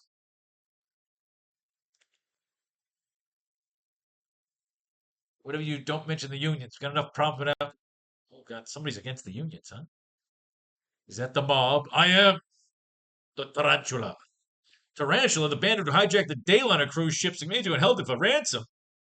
Oh, they remember him from all those years ago. That was 30 issues ago. I love when they do the callbacks. He's mad. He's pissed off. He's fucking people up. He wants power, only without force. Then Spider-Man back tackles him. They brawl right there inside the fucking City Hall office. Fighting over the mayor's life. Get him out of here. Removed your American phrase. I like to see you try. He swings his deadly foot fist at him. The knockout drugs and poison on his feet. The tarantula's sting. He cracks the web. He jumps at him with a drop kick. Spider-Man turns him around. Fucking power bomb into the tables. Double fucking death drop. 3D Dudley death drop style. And then he throws a little wooden plank in his face. The tarantula's not done yet. The mayor, they're all just watching with fascination as Spider-Man fights the tarantula, smashes his feet into the wall. The fucking webbed feet, the needled feet, the fucking pincer toes. He tackles him again, spear tackle style, out the window. But unfortunately, the mayor comes with them. He's got to grab the mayor. What?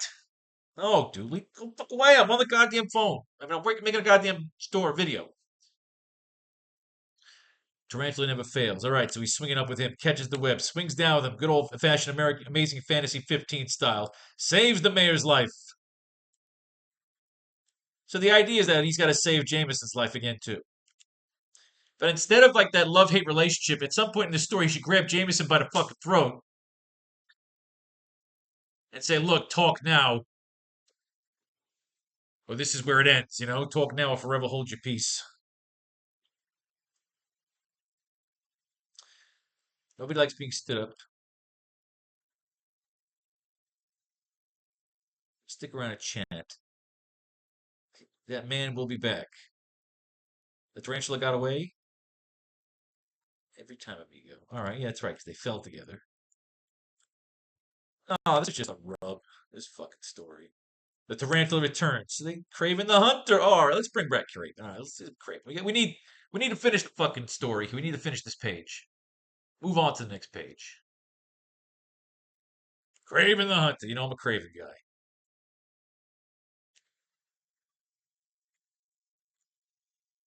Craven is the hunter. It's about the time the turkey tugboat reached Manhattan. I'm so wasted after my fight with the Kingpin. I'm not sure how much longer I could hold on. That's right, Kingpin was trying to steal his life force, that stupid fucking storyline, and shoot it into his fucking son. Ugh, was that fucking stupid. Brooklyn, the docks, he's swinging around. Jupiter Jerry, Johnny Gold. All right, I think we know what we want to put in. Good old Kirk Connors. He's coming to say hello to Kirk Connors. These two fought on the old fucking crane. But he was hanging out with Kirk Connors, and I think what happens was Kirk Connors starts to turn back into the lizard, which is good. What? Time to put this on fucking silent. Good, silent. Resolve the next month's. All right, we can bring in the lizard back, which is good because we're going to have the lizard up there. Manhattan's drawn lit, Gramercy Park. Panther Gray Rolls Royce rolls down for the Ivy Trestle Townhouse. This guy's getting out with two fucking tigers. We know who that is. This particular section of New York has seen its share of eccentric millionaires. But even the most wild-eyed wallet fondler would gape astonished at the sight, whereas any residents aware to watch it as we can. His lair. Oh, I love the lair. Craven the Hunter. We love the lair. Oh, he's hanging out with the tarantula. I have heard of you, Cazador. Your cats are well trained, but frankly, I will sting them.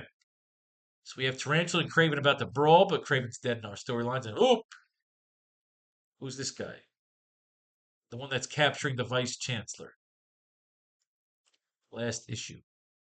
You failed to completely kill our beloved mayor.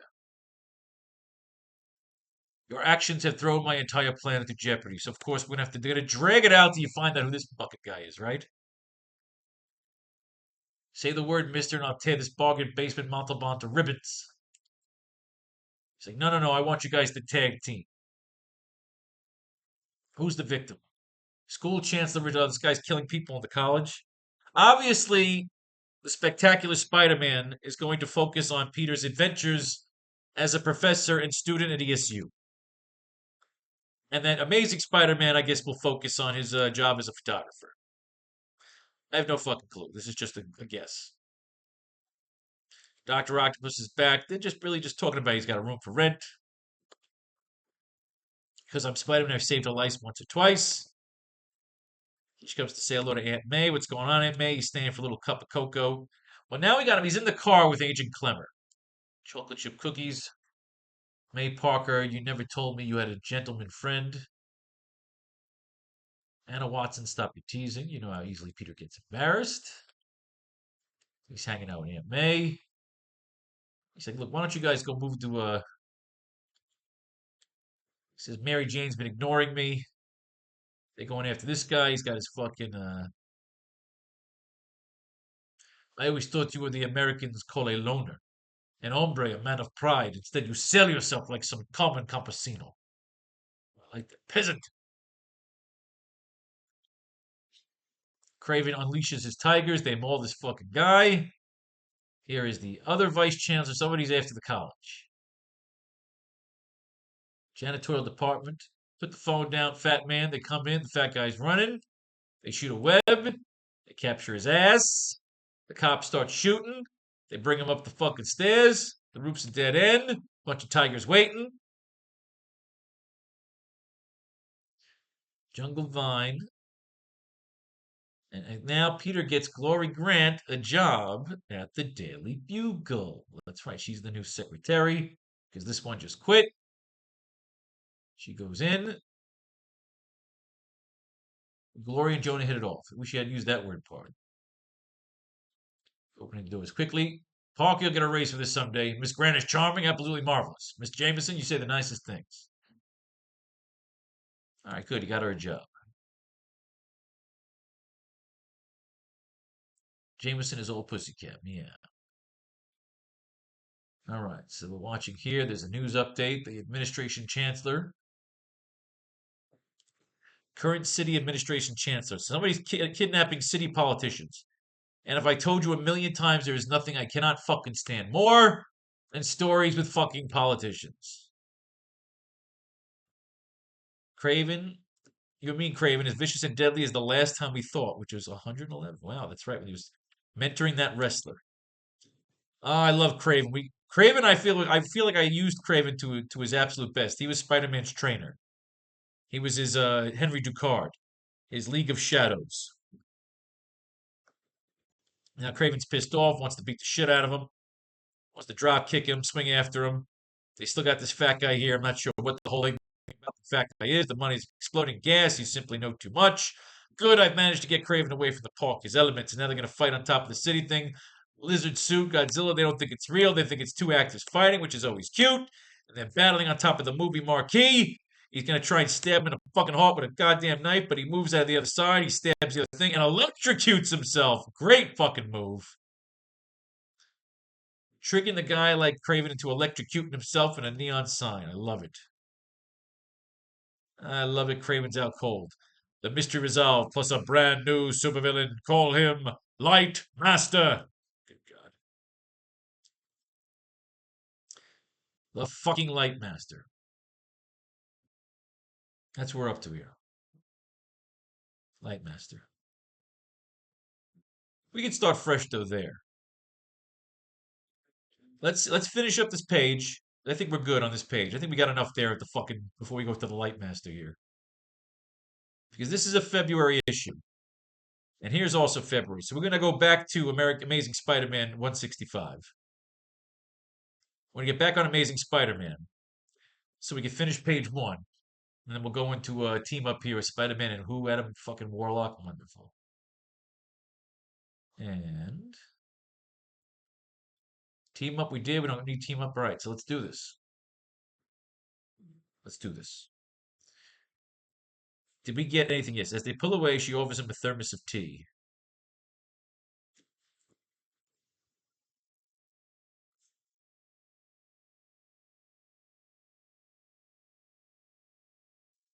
right, so call me Peter. Oh, yay, the fireworks are starting. As they pull away, she offers him a thermos of tea. As Peter gets in, what took you so long?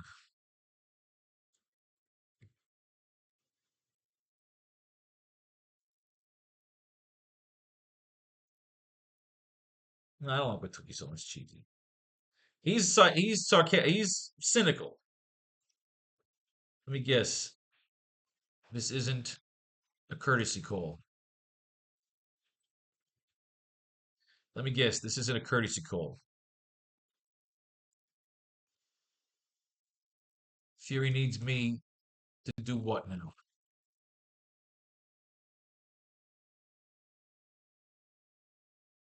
Let me guess. This isn't a courtesy call. Fury needs me to do what now? Go catch that gamma rage. Go catch that gamma rage monster. Fury needs me to do what now? Go catch that gamma rage monster. The guy busted us. The guy busted us loose. The guy busted us loose. I should be thanking him.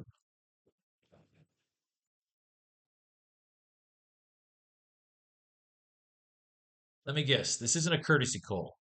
Fury needs me to do what now? Go catch that gamma rage monster. Go catch that gamma rage monster.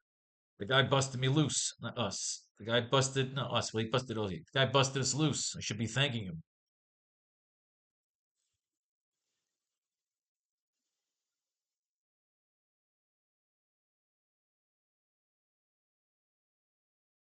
She's got the Russian accent.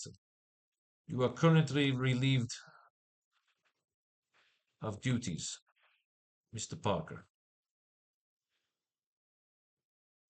Peter. We shall stop calling Peter. You are currently relieved of duties, Mr. Parker. Peter. Have a drink. You can have a drink. You could use it.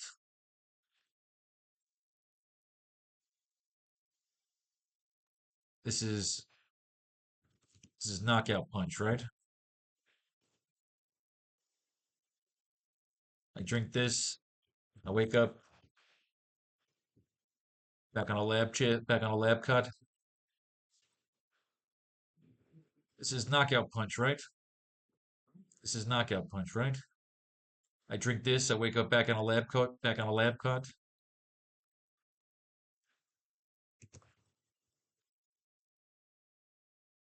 This is knockout punch, right? I drink this. I wake up back on a lab table.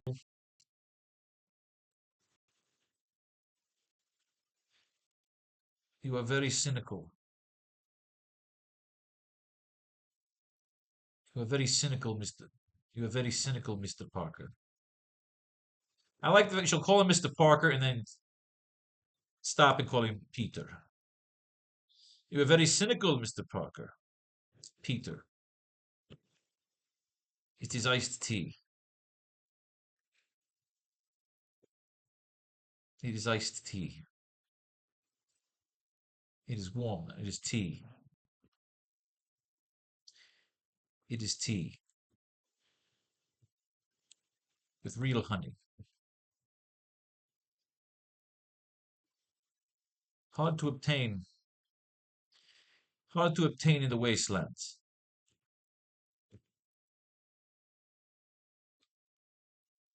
So do not insult me. So we're giving her a little personality instead of just generic lines. I used to give her some fun. You are currently relieved of duties, Mr. Parker. Peter.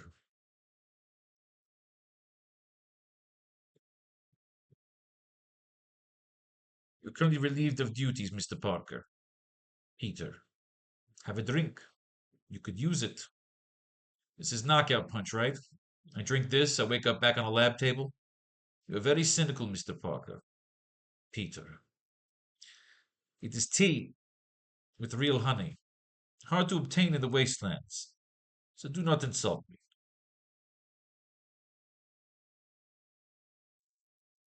With real honey. A commodity is tea with real honey. A commodity hard unobtainable. Unobtainable. A commodity unobtainable in the wastelands. So do not insult me.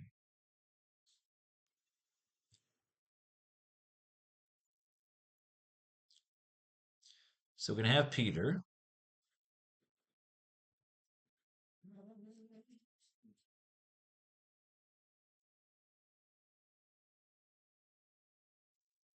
Well, thank you then.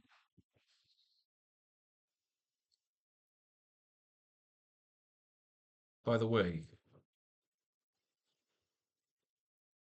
where are the uh before he could drink it. So now she's not drugging him. Before he can drink it, he passes out.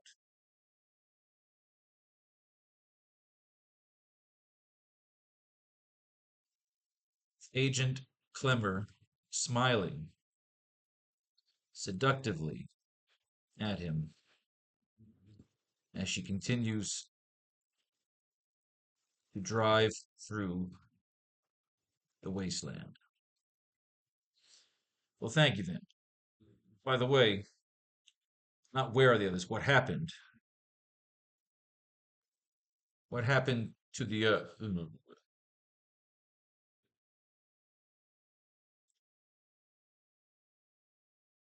8? Panning out as the vehicle drives over Peter, we can see several wreckages along the wasteland that have been makeshift slums, farms, and havens for the survivors of the Civil War. Story title, caption, peers along the slums and sprawl. I have to write that in caps. Story title, caption,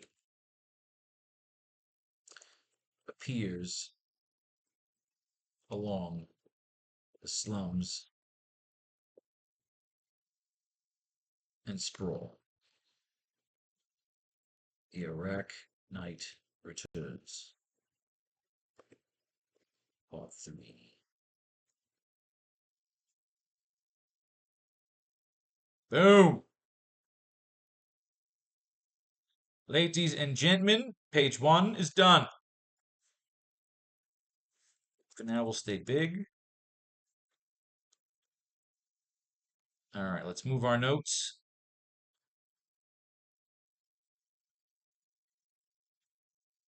He'll tell him that. We don't need that right now. Peter, of course, being recruited, aiding the recovery of its new team of scientists, Appalachian Mountain, Venus Fills, Bond Girl, Gloria Grant.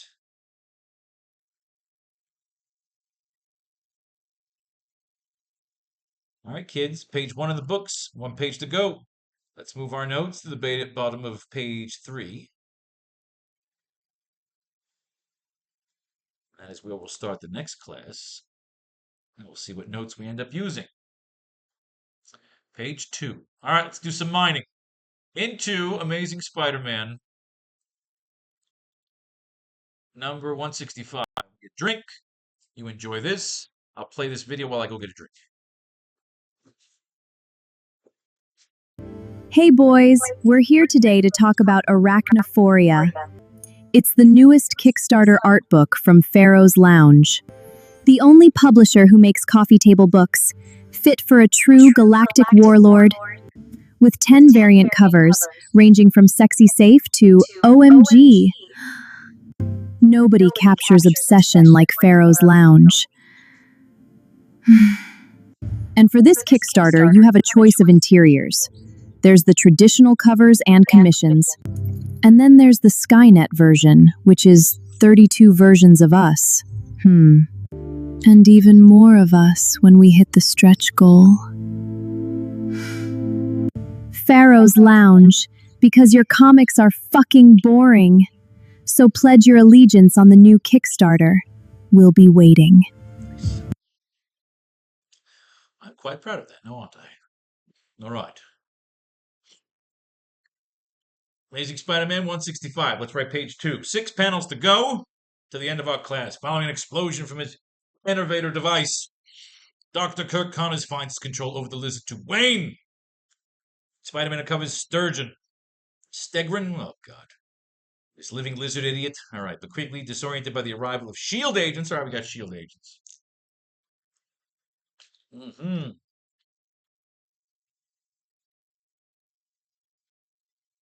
Do it. Do it, do it, do it, do it. And when you do it, gotta screw it, screw it, screw it. All right. The dinosaur man has restored these skeletons to life, and your favorite neighborhood web slinger is going to be their first meal. Oh, God. I already know where we're going with this. Len Wein, not one of my favorites, huh? This was not a good run, but we'll get through it, and we'll mine it, and if we don't, we'll go to the next one.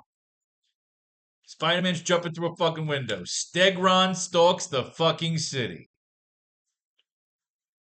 Responsible for the said cyclone just went barreling through the doors. He's got his web backpack going on.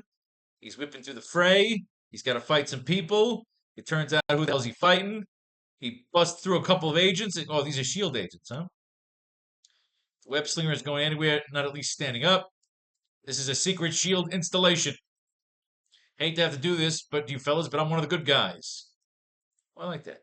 If you don't believe me, just check with your boss, Nick Fury. Spidey met the hardball director of S.H.I.E.L.D. back in Marvel Team of 13. That's right, they fought together. Stupid fucking story.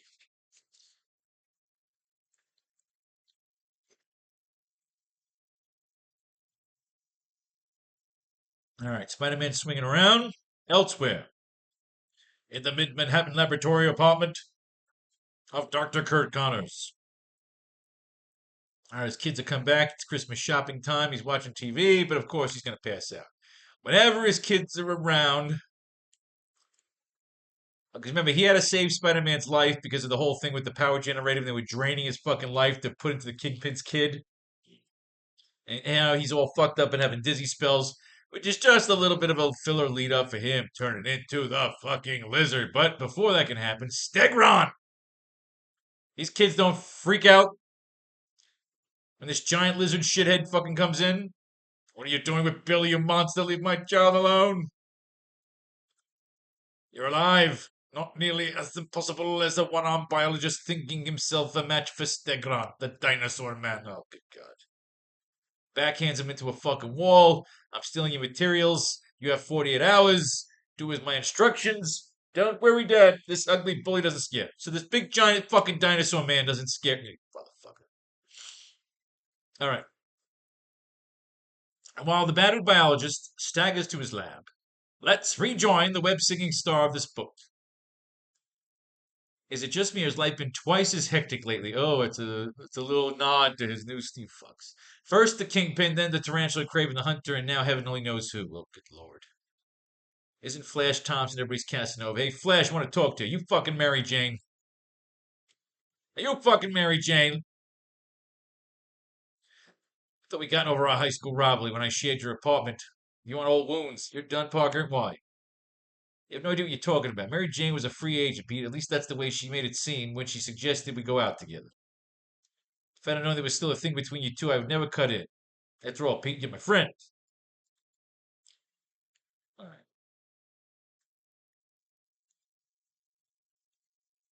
Mm-mm. Peter's pissed off. The almost deserted science wing of Empire State University. Before we begin, Mr. Jameson, I want thing understood. I am not doing this. Oh, this is Marla Madison. This is the chick that he falls in love with. You failed to see my point. She wants to prove the whole thing about he's a clone. Spider-Man's a clone. Once I place this psycho-cybernetic helmet on your head, we're committed. Look at this shit. Marla, my dear, I've thought of every little bit.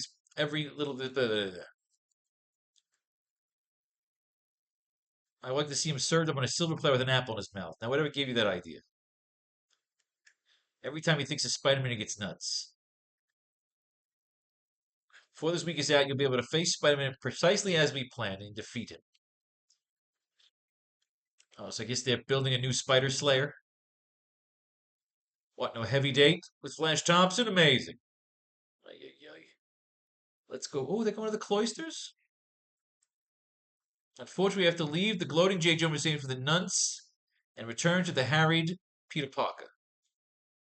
Glad you could make it, Mary Jane. I hope they're at the cloisters. Flash told me that you two had talked, and he told me a few other things not at all polite. It took more than courage that I thought to even show up here tonight. You tore into that badly, huh? I wish I could be more sympathetic, Red. Oh, come on. You're both fucking her. Come on. I can't honestly tell you, Peter. I just don't suppose I can handle a relationship like that. You kissed me goodbye when you went to Paris, and suddenly you were something more. All right, so they're into each other. Ugh. Happy-go-lucky Mary Jane Watson, queen of the swinging set, no strings, no obligations. Oh, she doesn't want to be tied down. Oh, they're at the planetarium. I love the Museum of Natural History. Your precious photos. Let's go to the laser show. They're watching the laser show together. We used to get high and watch the laser show. Oh, that's so sweet.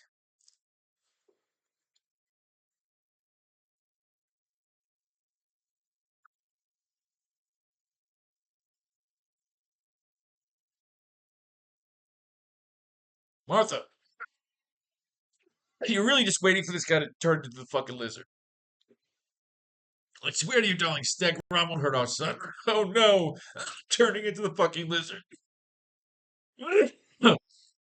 He wants to turn the giant dinosaurs, which I loved. If you ever been to the Museum of Natural History, it's awesome. Electromagnetic field generator. Oh god, this is so fucking stupid. He's turning fucking skeletons into life. How can I even sell that in a fucking story? Squid solid sneakers. Either I'm dreaming or I'm in a whole lot of trouble. Brontosaurus lumbering down the fucking. This is stupid. This is so fucking stupid. Is there anything we use here besides fucking giant mechanical ghost fucking dinosaurs coming after him? We used the whole T-Rex thing already with the Hulk, so we can't use this. Let's go through this one. See if there's anything we could collect from here. And face it, Steggy, you've been better off staying sunk at the bottom of the harbor. Which brings up the question: how did you survive that little drowning episode anyway? I don't even. You know what? I don't even fucking remember the fucking story, and we did this in class. We used Marvel Team Up. That's how fucking little I remember the stupid fucking story. Because he's a stupid villain. You see this guy? What can you do with this? Stegron. Fucking stupid fucking Stegron. Big fucking Stegron. Crack his fucking head open. This stupid fucking dinosaur man. And all you're doing is waiting for this guy to turn to the fucking Hulk. And here he is. And we're using the lizard, so we need this. Missing arm regenerate, taking on reptilian properties. And God help me, my entire body is flowing suit. The transformation is over at last. This sniveling cretin Kirk Connors is gone forever, and the most powerful being to ever walk the earth stands here in his place. Beware, Stegron, you so-called dinosaur fucking asshole. A lizard is coming to destroy you. Oh, good God. Oh, good God of Christ. Is this what we're doing? The War of the Reptile Men. Well, we need the lizard. Remember, we do need the lizard. We do need the lizard. So let's not dismiss just yet. We have this as March here, right? So we could wait on that. We could finish it right here, probably.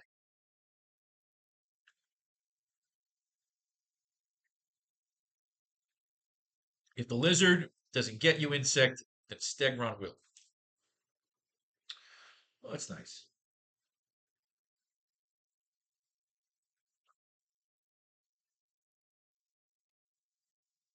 Okay. Hopefully. All right. So what we got? Let's do this. They're driving to the wasteland. The AracKnight returns. Spider Peter's passed out, so we can transfer here. But where are we?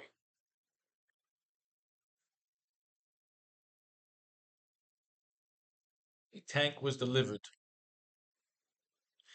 See, what we need here is we need to get back to Empire City, and what we need to answer, the questions we need to answer right now, of course. Let's get these set up.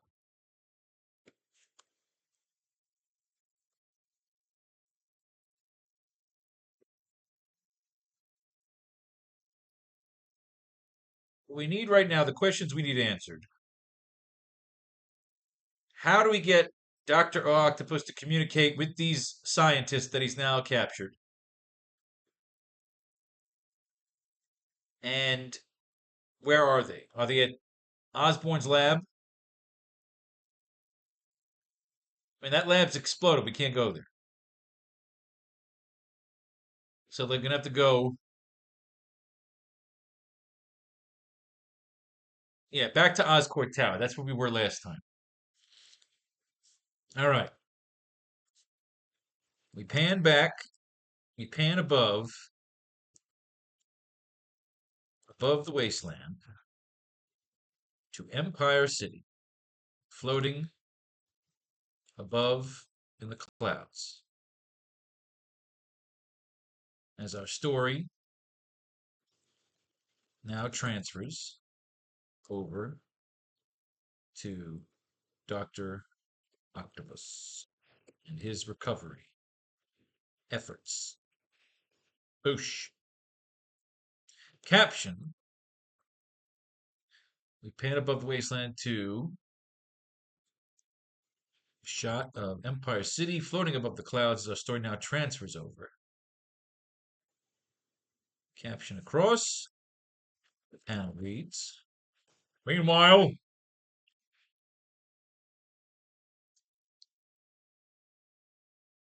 back above the wasteland,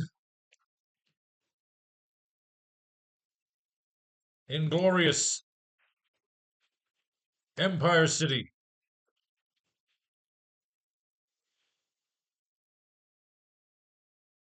Now remember, Peter said you can't come back. If you come back, I'm going to fucking kill you.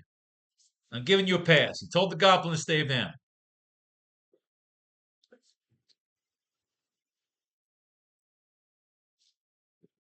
Remember, Nick Fury will be pissed off. He'll say, you left him there?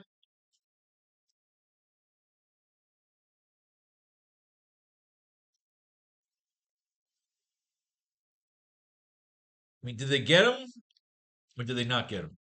They should get him. They should get Norman Osborn.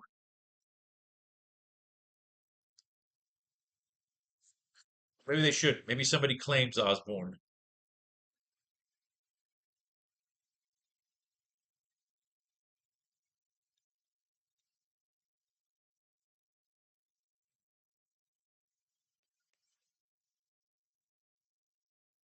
All right.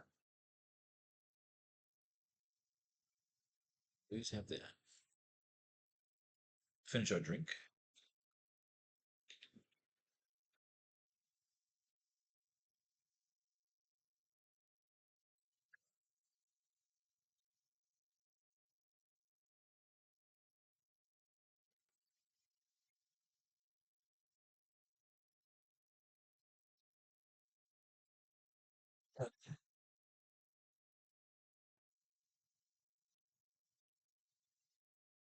Pan above the wasteland. She said, Doctor. Meanwhile, above the wasteland and glorious. How is he talking to them? He was talking to them last time. He's all attached.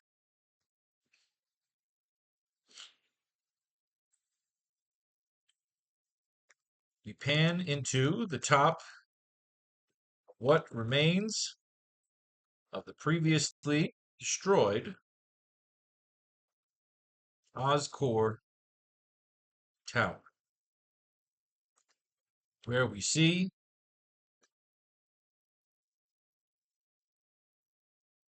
three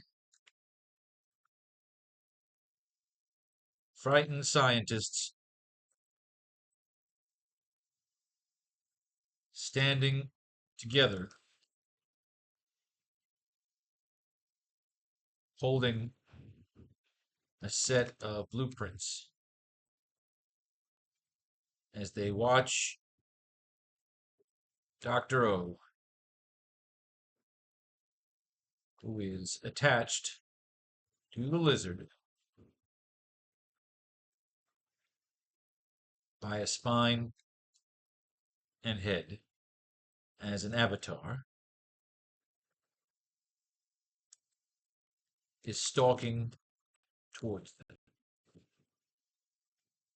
All right. And what we're going to have here is he's going to demand them, of course, to help him build something. We've got to figure out what he's going to build. And he's going to need a tank for the regeneration. Now, either they're going to help, he's got to find this tag. Remember, this is tech. They'll know when orders are coming in, or he makes them blab. Were there any other tanks brought in?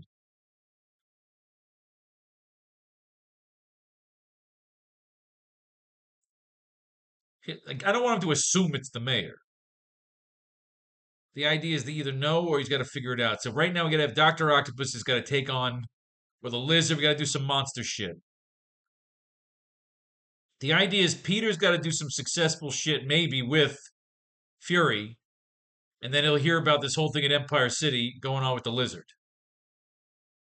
He's either got to convince Fury to get him back up there, or convince him to fight alongside him. He'll tell him there are bigger things right now than Empire City. So the idea is he's got to make that choice. He's got to make that fucking choice. What's more important? Aiding Fury in the Wasteland recovery efforts, or getting back to Empire City? We pan into the top of what remains of the previously destroyed Oscorp Tower. We see three frightened scientists standing together holding a set of blueprints as they watch Dr. O, who is attached to the lizard via spine and head as an avatar. Who stalking to, not is, stalking towards them.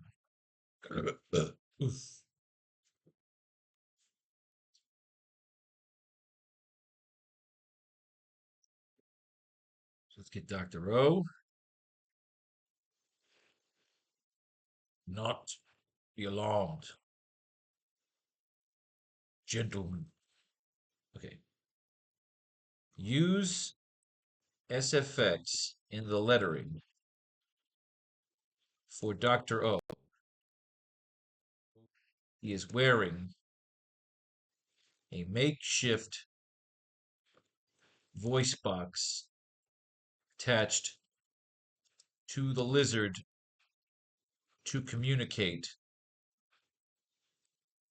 through him.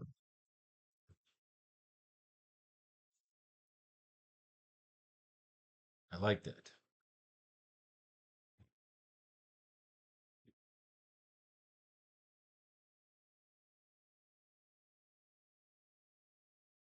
Do not be alarmed, gentlemen. I hold all three of you in the highest regard. Do not be alarmed, gentlemen. I hold all three of you in the highest regard. Forgive the audio in inefficiencies, inaccuracies. Forgive the audio levels and glitches. No, he wouldn't say that. Forgive the speed of my audio, as I am still melding with this creature. Do not be alarmed, gentlemen. I hold all three of you in the highest regard. Forgive the speed of my audio, as I am still melding with this creature. I'm having fun with this guy. I'm having fun with this. Do not be alarmed, gentlemen. I hold all three of you in the highest regard. Forgive the speed of my audio, as I am still melding with this creature. But as long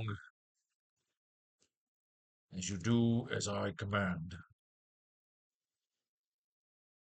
there is no reason why my friend here. But as long as you do as I command and act as my limbs and levers. I like that. But as long as you do as I command and act as my limbs and levers, there is no reason No harm, no harm shall come to any of you,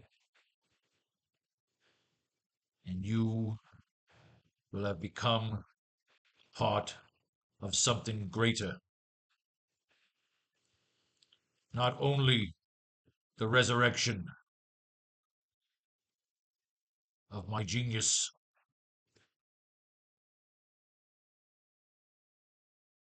not only the resurrection of my body. No, it's stupid. But as long as you do as I command, and act as my limbs and levers, no harm shall come to any of you, and you will have become a part of something greater.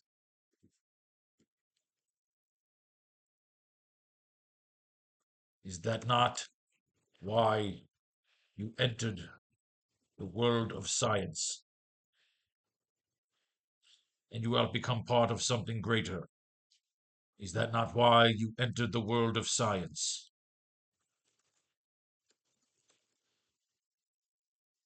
To play God.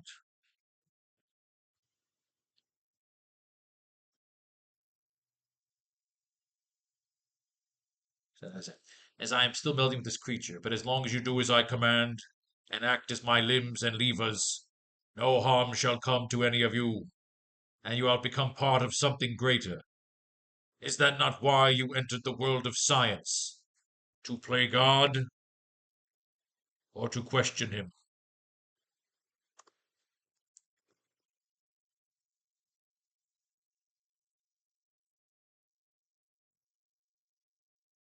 Not to play God. To play God, or to challenge him?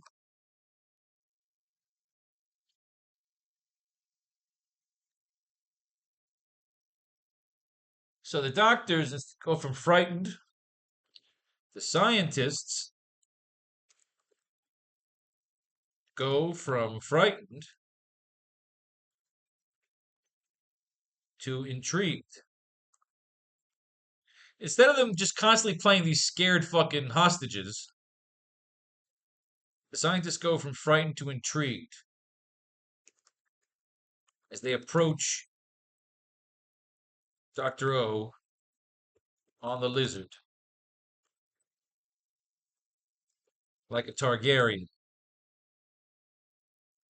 approaches a dragon with fear and fascination. So they can ask him, how the fuck did he do it?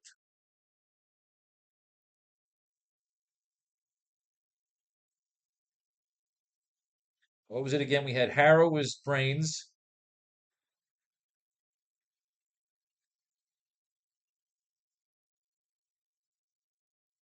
Thaxton,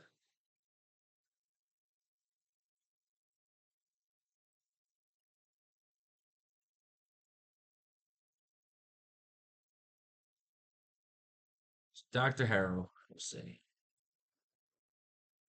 how it's possible. You are amazing. I would say amazing. How is this possible, Doctor?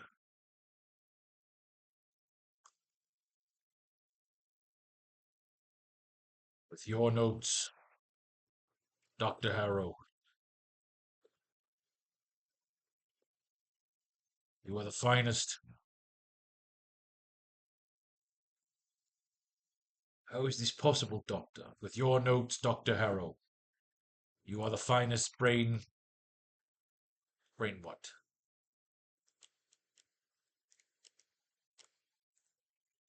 You are the finest brainiac on this planet. Not the finest. You are the boldest brainiac on this planet. You are the boldest brainiac on this planet.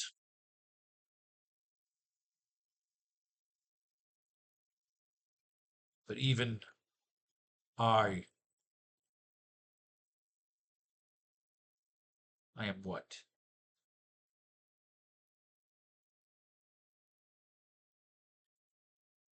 But even I am lacking at making a full mind connection. But this subject is not a full reptile.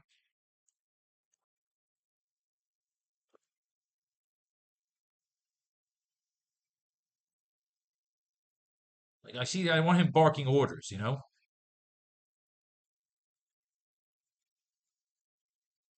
Dr. O is starting to give them commands. With your notes, Dr. Harrow, you are the boldest brainiac on this planet. But even I am lacking at making a full mind connection. But this subject is not a full reptile. He was once a human.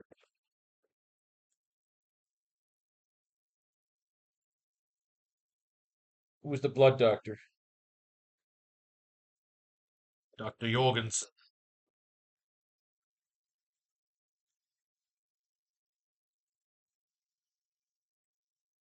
I will require you to take a sample of its blood.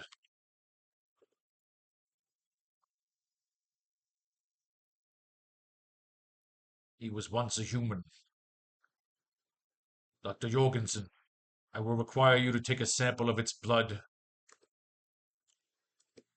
and separate it.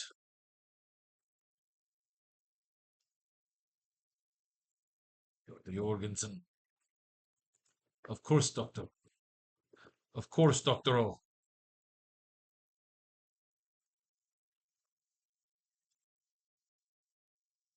Finally, Dr. Thaxton.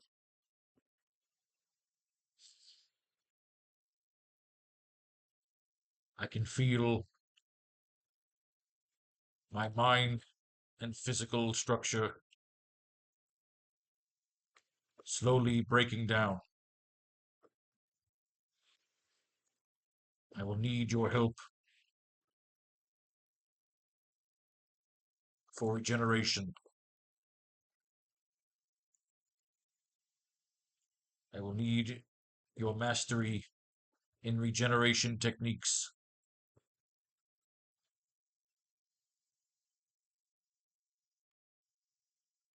I will need a tank. They're touching him. These doctors are touching him. They're fascinated by him. He's giving them orders. Where are we going? We have to get it to them saying that, you need a fucking tank. It's obvious. Needs a fucking tank. You were brought here by the government. Were there any more tanks delivered? Thaxton, I think, is going to blab. I don't think he even needs to threaten him. I don't want to do the trope where he threatens him. These scientists are fucking fascinated. They want to work on him. Maybe I can even have some back and forth. Maybe we can have a little resistance. You can even say, I like this. Hang on. Let's go back a little. Let's go back a little. Let's go back a little. And you will become a part of something greater. Act as my limbs and leave as no harm shall come to any of you. And you will become part of something greater. Is that not why you entered the world of science? To play God or to challenge him? So do not waste my time or patience. No, time is patience. Do not waste my time or efforts. So do not waste my time or efforts in your disposal.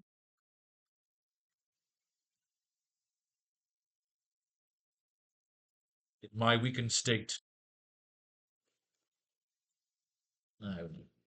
telling him he's weak, he wouldn't do that. I think right there's that good line, to play God or to challenge him.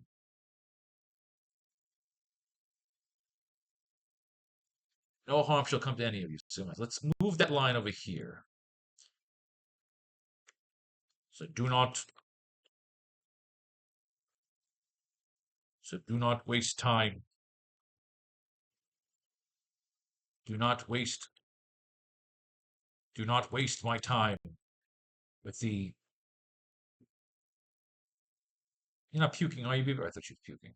No harm shall come to anyone. So do not waste my time with the agony of your disposal. And do not. God damn it.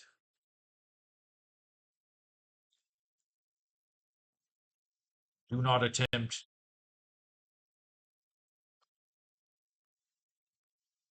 to call me a monster. Nah, fuck that. So do not waste my time, the agony of your disposal, as you will. There it is, okay. No harm shall come to any of you, so do not waste my time with the agony of your disposal, as you will become part of something greater. Is that not why you entered the world of science? To play God or to challenge him? Oh, I like that. I like it. So now they're in. He sells them. He sells them on right there. Finally, Dr. Thaxton. I can feel my mind and physical structure slowly breaking down. I wouldn't say, don't say mind connections, full symbiosis. Symbiosis. Here he can use some of those venom spores to connect him. Okay, okay, so we got mind melding. What do you say something about mind melding, right? I am still melding with this creature.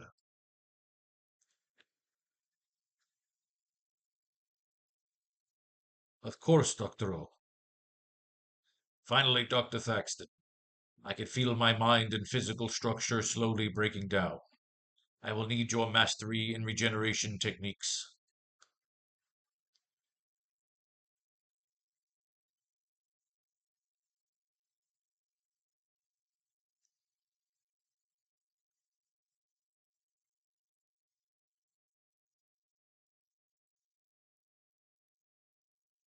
I can feel my mind and physical structure slowly breaking down. I will need your mastery in regeneration techniques. Techniques or technique? Regeneration technique.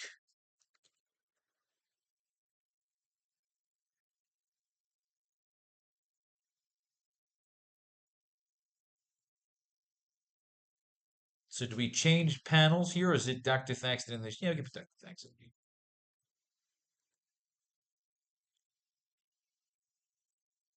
Dr. Thaxton.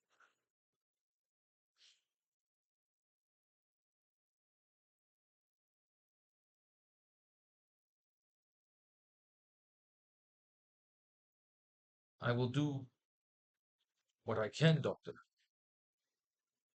But we will need the use. We will need the use of a tank. But that will require.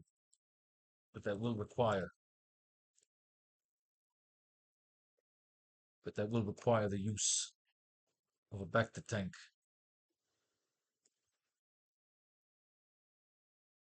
I will do what I can, Doctor.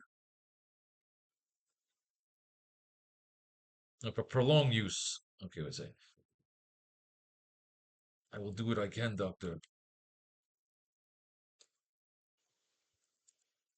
to provide a temporary solution. I will do what I can, Doctor, to provide a temporary solution. But anything long term. But any long term sustenance, but any long term sustenance. Sustenance. Sustenance. How you spell fucking sustenance? Sustenance. But any long term sustenance would require a Bacta tank.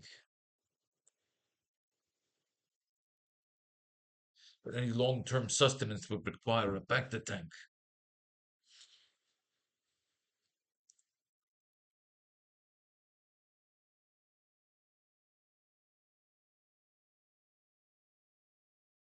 Require a Bacta tank. We see Dr. O lean in close to Dr. Thaxton. The lizard. The lizard's tongue.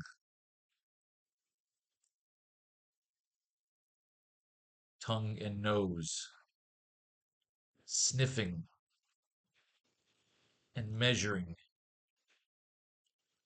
The scared doctor. Vexed while Dr. O commands him.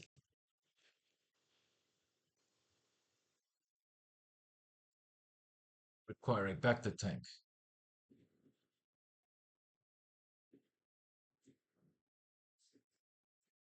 Dr. O will say,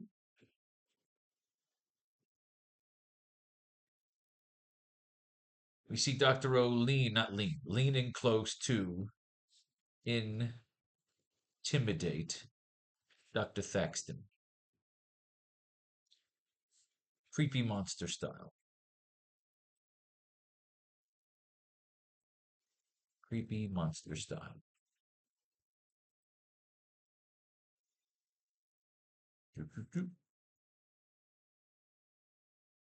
We see Dr. O leaning close to intimidate Dr. Thaxton, creepy monster style. The lizard's tongue and nose sniffing and measuring the scared Dr. Thaxton. The lizard's tongue and nose sniffing and measuring the scared Dr. Thaxton while Dr. O commands him.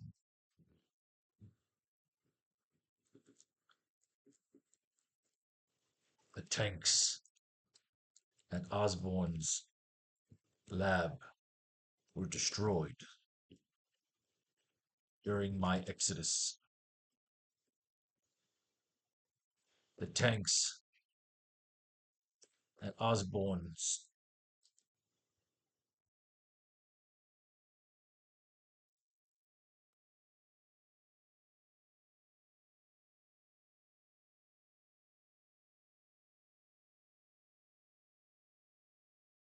it says first. Here we go. 1 second. The tanks at Osborne lab were destroyed during my exodus. Okay, wait a second. The tanks in this building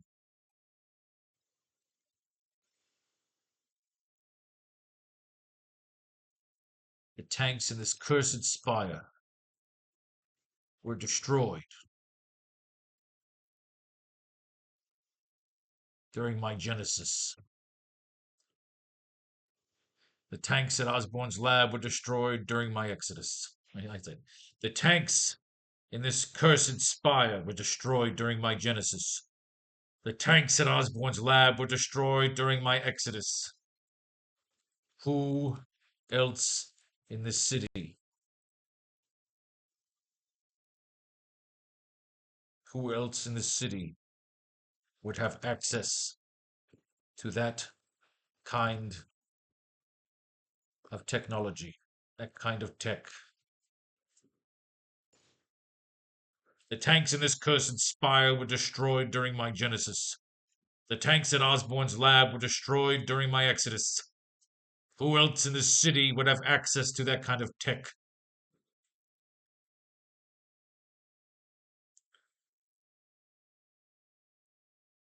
Acquiring back the tank. We see Dr. O leaning close to intimidate Dr. Thaxton, creepy monster style. That's it. To intimidate. We see Dr. O leaning close to intimidate Thaxton. Just say Thaxton. There we go.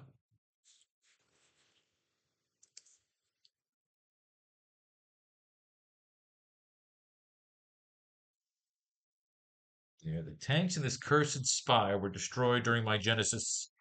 The tanks at Osborne's lab were destroyed during my exodus.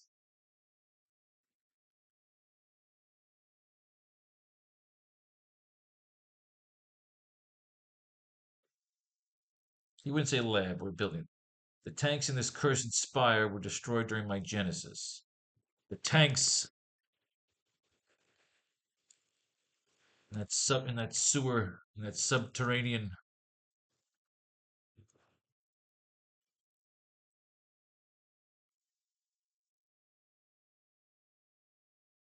in that cursed spire.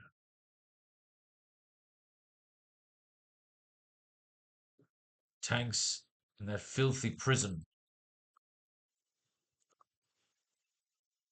The tanks in this cursed spire were destroyed during my genesis. The tanks in that filthy prison were destroyed during my exodus.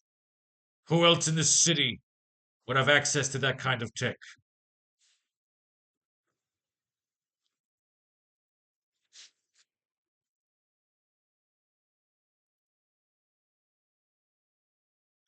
Something here. 1 second.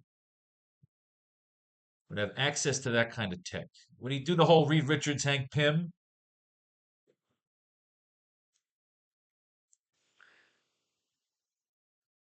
We could search. Are we leaving it there? We have 3 more panels here. All right, so let's go to this amazing Spider-Man. Let's mine and see what we come up with. We see Dr. O leaning close to intimidate Thaxton creepy monster style, the lizard's tongue and nose sniffing and measuring the scared Dr. Thaxton while Dr. O commands him.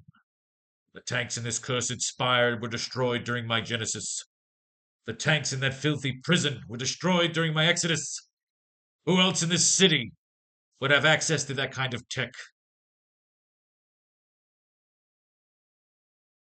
I don't know if access. Who else in this city? Who else in this city would have what we need?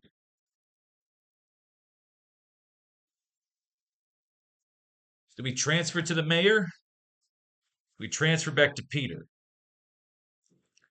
Do we stay with Dr. O on this page? Do we just take him directly to the mayor? Do we show spores on John Jameson? Do we connect the mayor to Uncle Ben? Or anything? What do we got here? We got to get Peter back into Empire City. We got to have him attack the mayor, but now he's got to find out the mayor's got a tank. How does he find out the mayor's got a tank? Remember, S.H.I.E.L.D. brought that shit in secret. There's no record. There's no record of a tank being brought in, so we can't just say, oh, I'm looking through the fucking shipping ledgers and there was a fucking Bacta tank brought in, so we can't make it that fucking easy. We've got to figure out right now, as writers, how to get Dr. O into that fucking mayor's office to get his hands on a fucking tank.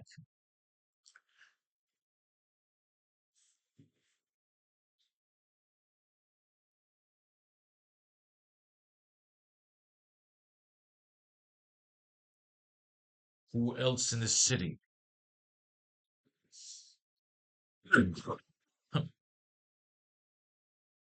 Who else in this city would have what we need?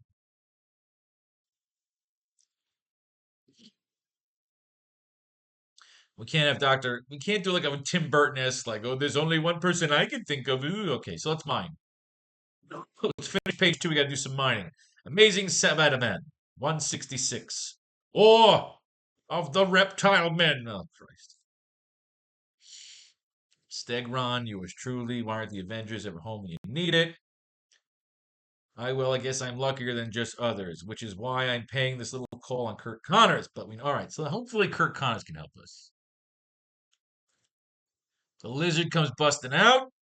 He's fucking people up. Curse you, wall crawler. Fool, you don't stand a chance of defeating me. All right, they're going to fight in Christmas. They fight all the way down the building. We got some chokeholds. We got a little smack and tickle. He's going to take it in.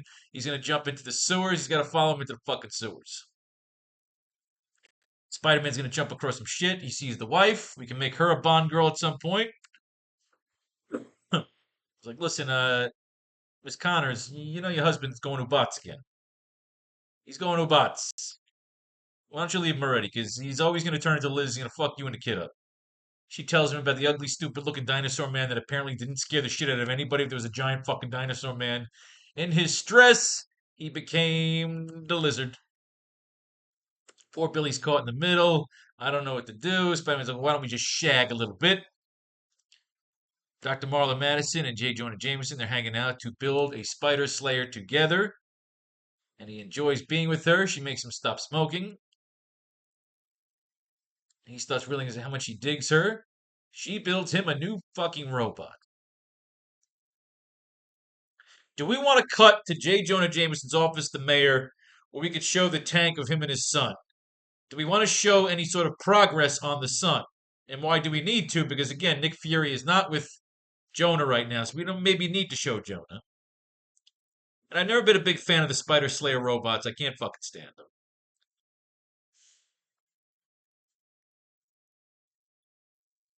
Okay, so what do we got? And she builds him a nice robot. He falls in love with her. A side trip to an apartment complex. Especially now that I'm working for the Daily Bugle. Oh, so we're going to put together Glory Grant and Joe Robertson. All right. Merry Christmas, Flash. Ho, ho, ho. Oh, it's a nice Christmas party. The Bachelor paid a Flash Thompson, Harry Osborn. You know how important it is to make friends. I got to go make some fucking friends again.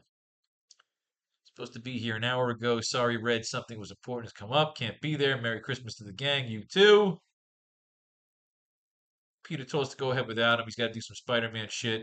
This is where Harry Osborn and Liz announced they're getting married. God bless. Good for you guys. May just wait till my father gets his Stegron. That's all. He's turning more fucking goddamn dinosaurs into real people. The lizard's coming back here to fucking tackle him into a wall, give him a little fucking drop kick, a little fucking fight. We got the lizard versus Stegron. Trying to figure out what to do with these two panels. How do we make it still interesting? We've got the dinosaur men fighting, which is a little fucking stupid. But it involves the lizard, which is kind of cool and fun that the lizard's here. Can we use this? Dinosaur men, dinosaur bones. Are we doing anything with dinosaur bones? Stupid but consistent. He's fighting this guy. He passes out, turns back in, but he gets choked by a fucking tail.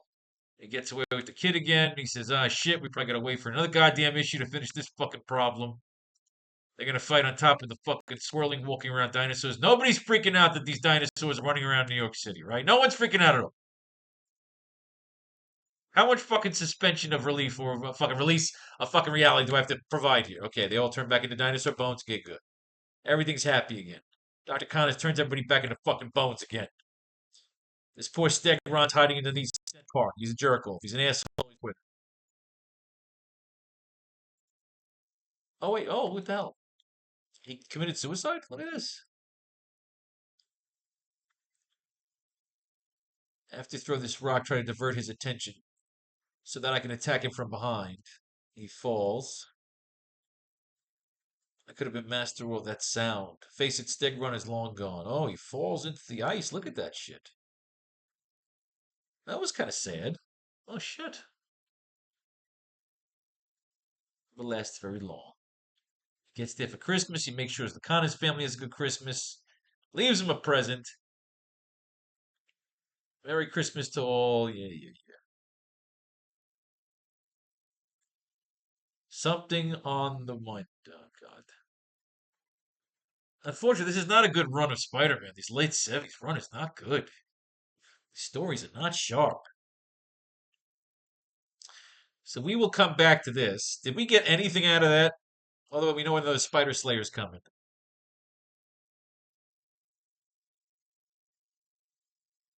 So I guess we got one more issue to play with Marvel fucking team up. Unless we just want to keep everything in March. The Light Master.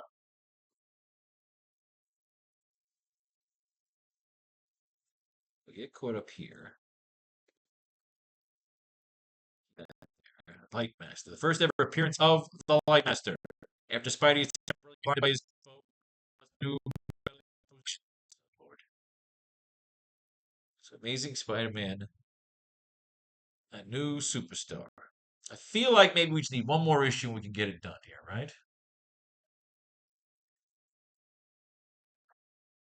160, 167. No, just 155. We did the annual #1. So I think we got one more issue to mine here to get the end. We just got to figure out how to end this page. We see Dr. O leaning. Let me unplug this fucking thing. It always plugs in first. It does. There you go. See Dr. O leaning close to intimidate Thaxton, creepy monster style. Lizard's tongue and nose sniffing, measuring. Okay, Dr. Thaxton, while Dr. O commands it.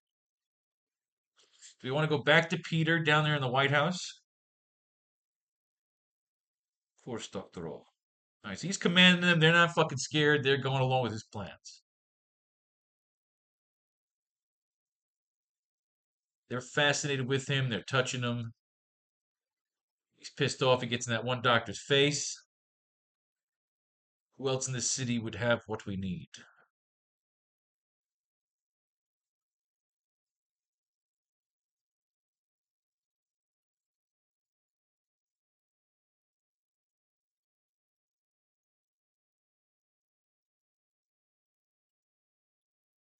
You notice we need to lead it to the mayor.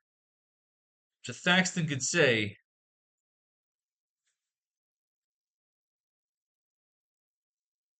Dr. Thaxton, I'm afraid. I'm afraid, Doctor.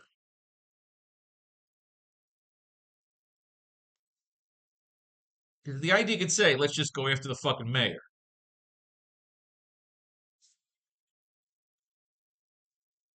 And we could end the shot with the mayor getting a report on John. We got some Adam Warlock shit we're supposed to read. Maybe we could do something with space here. I am afraid, Doctor.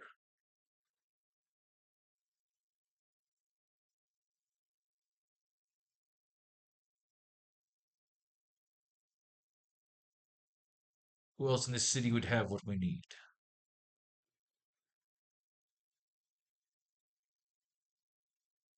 I am afraid, Doctor.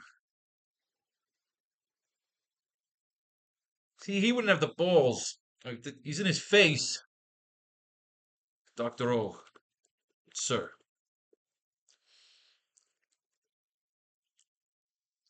Dr. Harrow could say to him.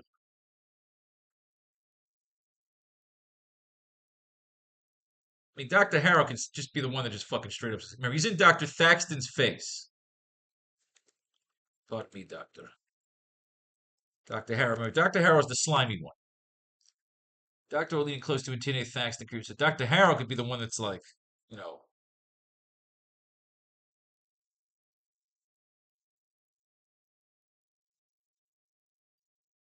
well, Doctor. You would say, well, Doctor. Excuse me, Doctor. Excuse me, Doctor O. A back the tank. It's not something one would order on the Madripoor market. A back the tank is not something one would order on the Madripoor market. Excuse me, Dr. O. A back the tank is not something one would order on the Madripoor market.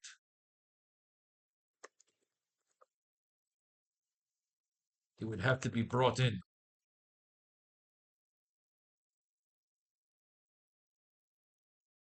It would have to be brought in special order. I don't know. That seems like that's way too much. That's plot on. A back the tank is not something one would order on the Madripoor market.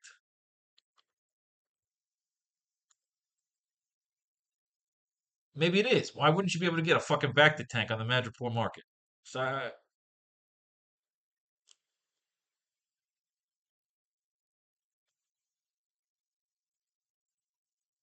there are labs. There are other labs we can raid. There are other labs we can raid, Doctor.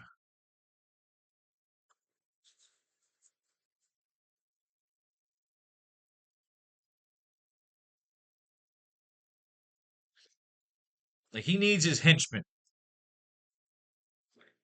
We have to reunite. We have to reunite Doctor O with Sandman and Vulture. At some point, we have to get them back into the city as well. Our showdown has to come back to Empire City. Doctor O is not leaving the wasteland. There are other labs we can raid, Doctor.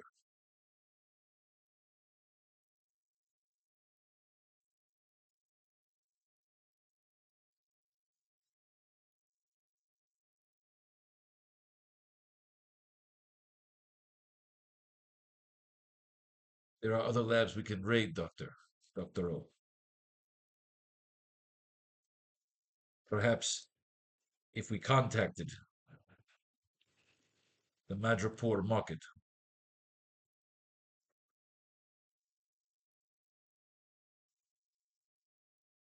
Perhaps if we contacted the Madripoor market. No, he would say no.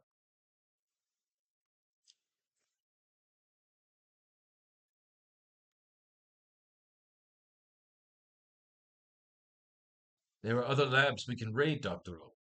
Perhaps if we contacted the Madripoor market. Dr. O then turns to get in the face of Dr. Harrow.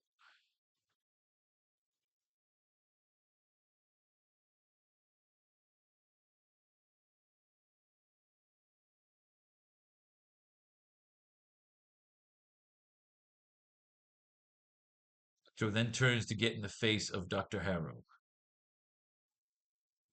similar to how he did with Thaxton. No, he wouldn't be intimidating.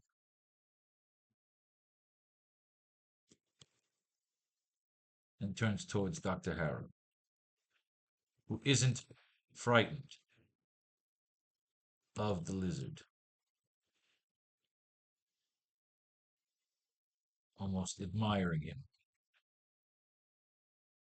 with envy of his monstrous form.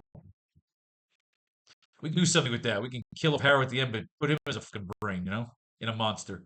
Doctor Other turns towards Dr. Harrow, who isn't frightened of the lizard, almost admiring with envy with envy of his monstrous form. I like that.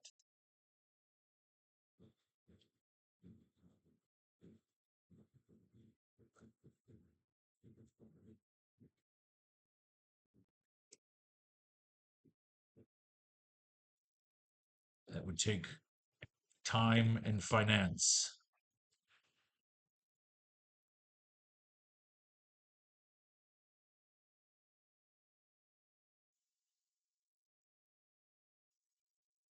This plan will take much time and finance.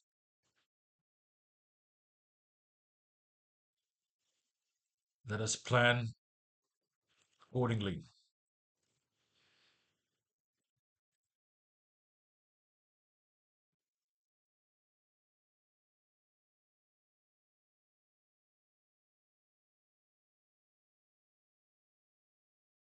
This plan will take much time and finance. Let us plan accordingly after a late supper. Now, we can comically end it where he brings in a shitload of fish. No, I like that. Yeah, after a late supper, right? I like that. Dr. O then storms past.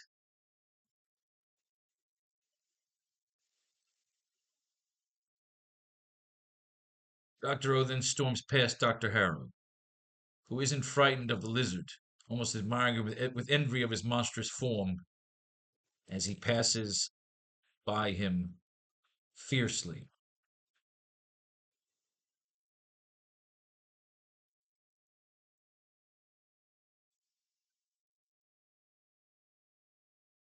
I am listening, Dr. Harrow. This plan will take much time and finance.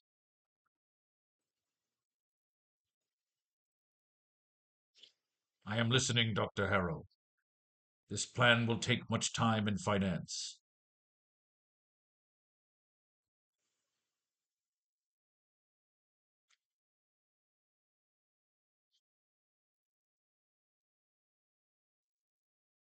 Dr. O then storms past Dr. Harrow, who isn't frightened of the lizard, almost admiring him with envy of his monstrous form as he passes by him fiercely. Kind of like just pushing past him to go get fish. I am listening, Dr. Harrow. This plan will take much time and finance.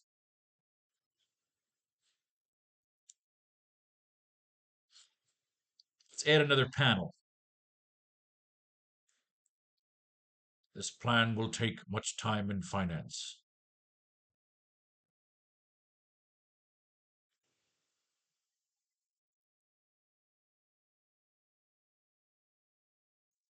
We see Dr. O in the lizard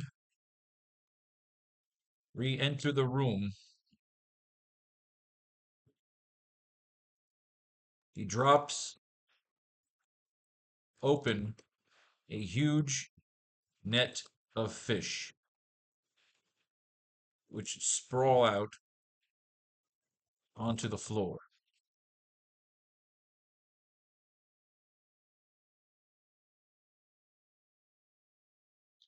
Kind of like he just drops off a big thing of fucking fish, you know?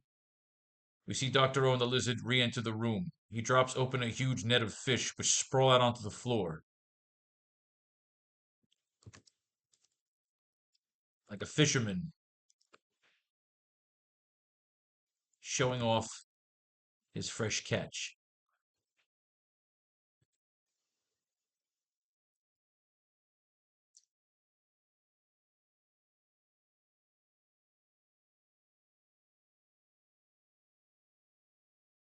Doctor will say, "We must plan accordingly."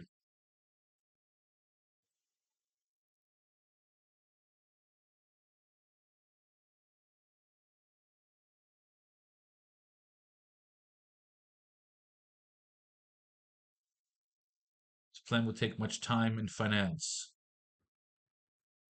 We must plan accordingly.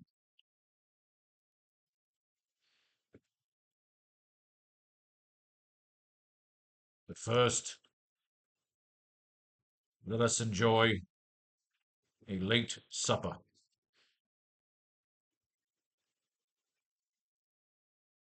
Get a little comedy, you know? He's dropping like a bunch of fish off, you know? But first, let us enjoy a late supper. Now, I want to move. We must plan accordingly. He's ever a tactician, you know? He's also a comic book villain. We must plan accordingly. But first,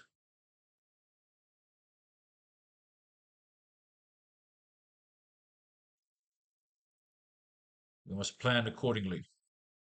First, we will partake, might we enjoy a late supper. We must plan accordingly. This plan will take much time and finance. We must plan accordingly. After, of course, after we enjoy, of course, after, of course, a late supper.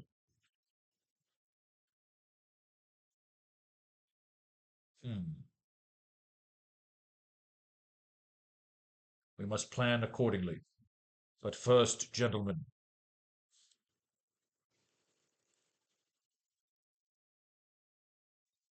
but first, gentlemen, we must plan accordingly. But first, gentlemen, a late supper. He doesn't say, might we enjoy a late supper. He drops open a huge net of fish which sprawl out onto the floor like a fisherman showing off his fresh catch. We must plan accordingly. But first, gentlemen, a late supper. Now you can end the page there, and that's kind of fun.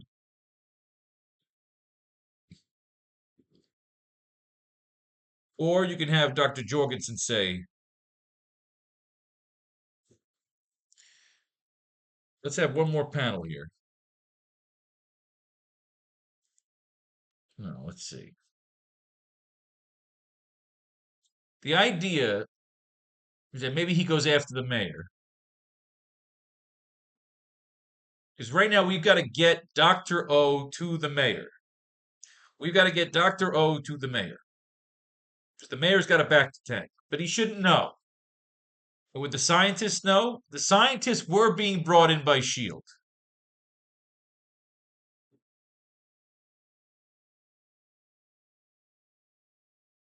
The scientists were being brought in by S.H.I.E.L.D. Would they know about a back to tank? Yeah, I think they would.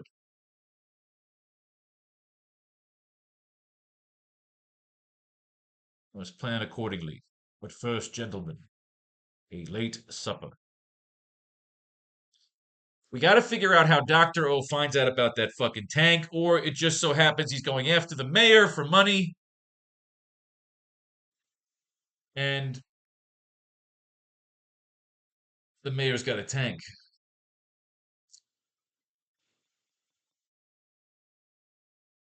Thaxton and Jorgensen were being brought in by S.H.I.E.L.D.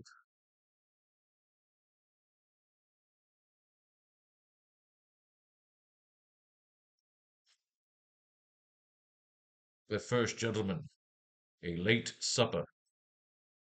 Dr. O, there is one more possibility.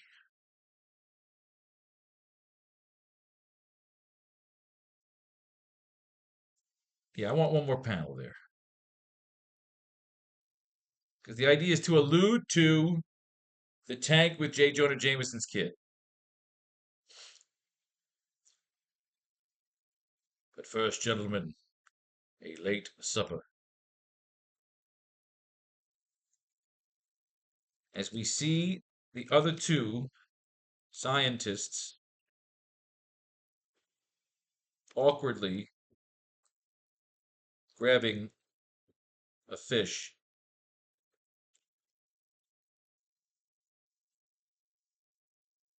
Dr. Jorgensen. As we see the other two scientists awkwardly grabbing a fish, Dr. Jorgensen approaches Dr. O and the lizard, while the lizard is gorging down, eating, is consuming a large pile of fish.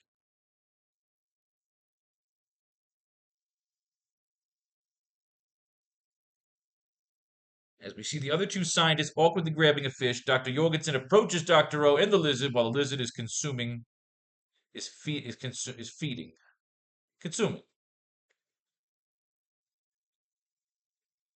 a large pile of fish.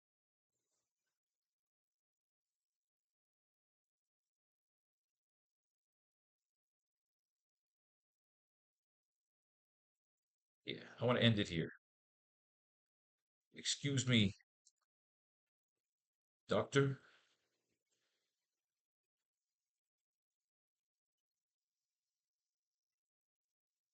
Look at me, Dr. Jorgensen.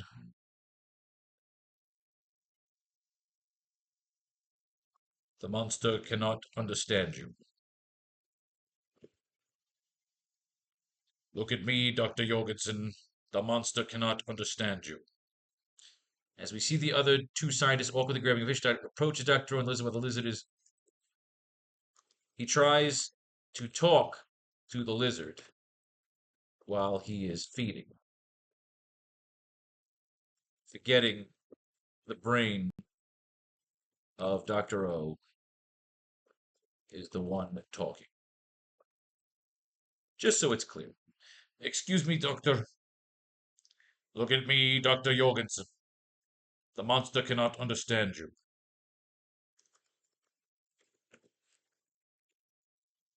I'm sorry, Doctor. But there is a way. I'm sorry, Dr. O, but there is a way to perhaps forego the time and finance. See, would Dr. Jorgensen rat out the mayor?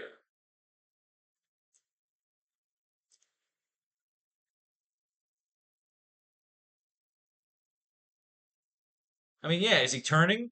He's turning on S.H.I.E.L.D.?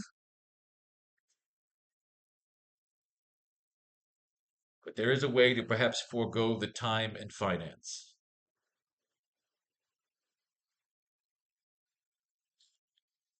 But there is a way.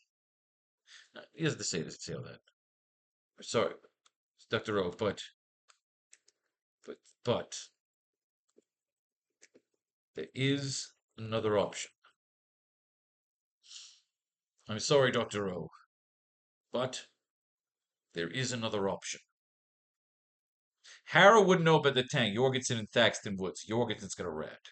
But do we like that? Is he ratting? I mean, they're into it. Remember, he's saying he wins them over with that line to fucking play God or challenge him.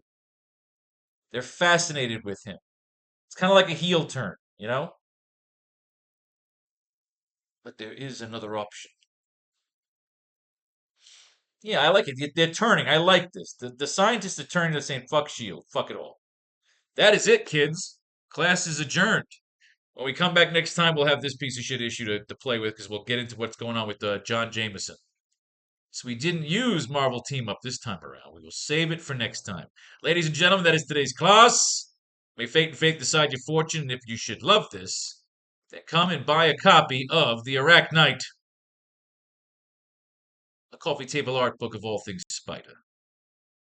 Spider, come on. There we go, 74. 26 to go to that $10,000 mark.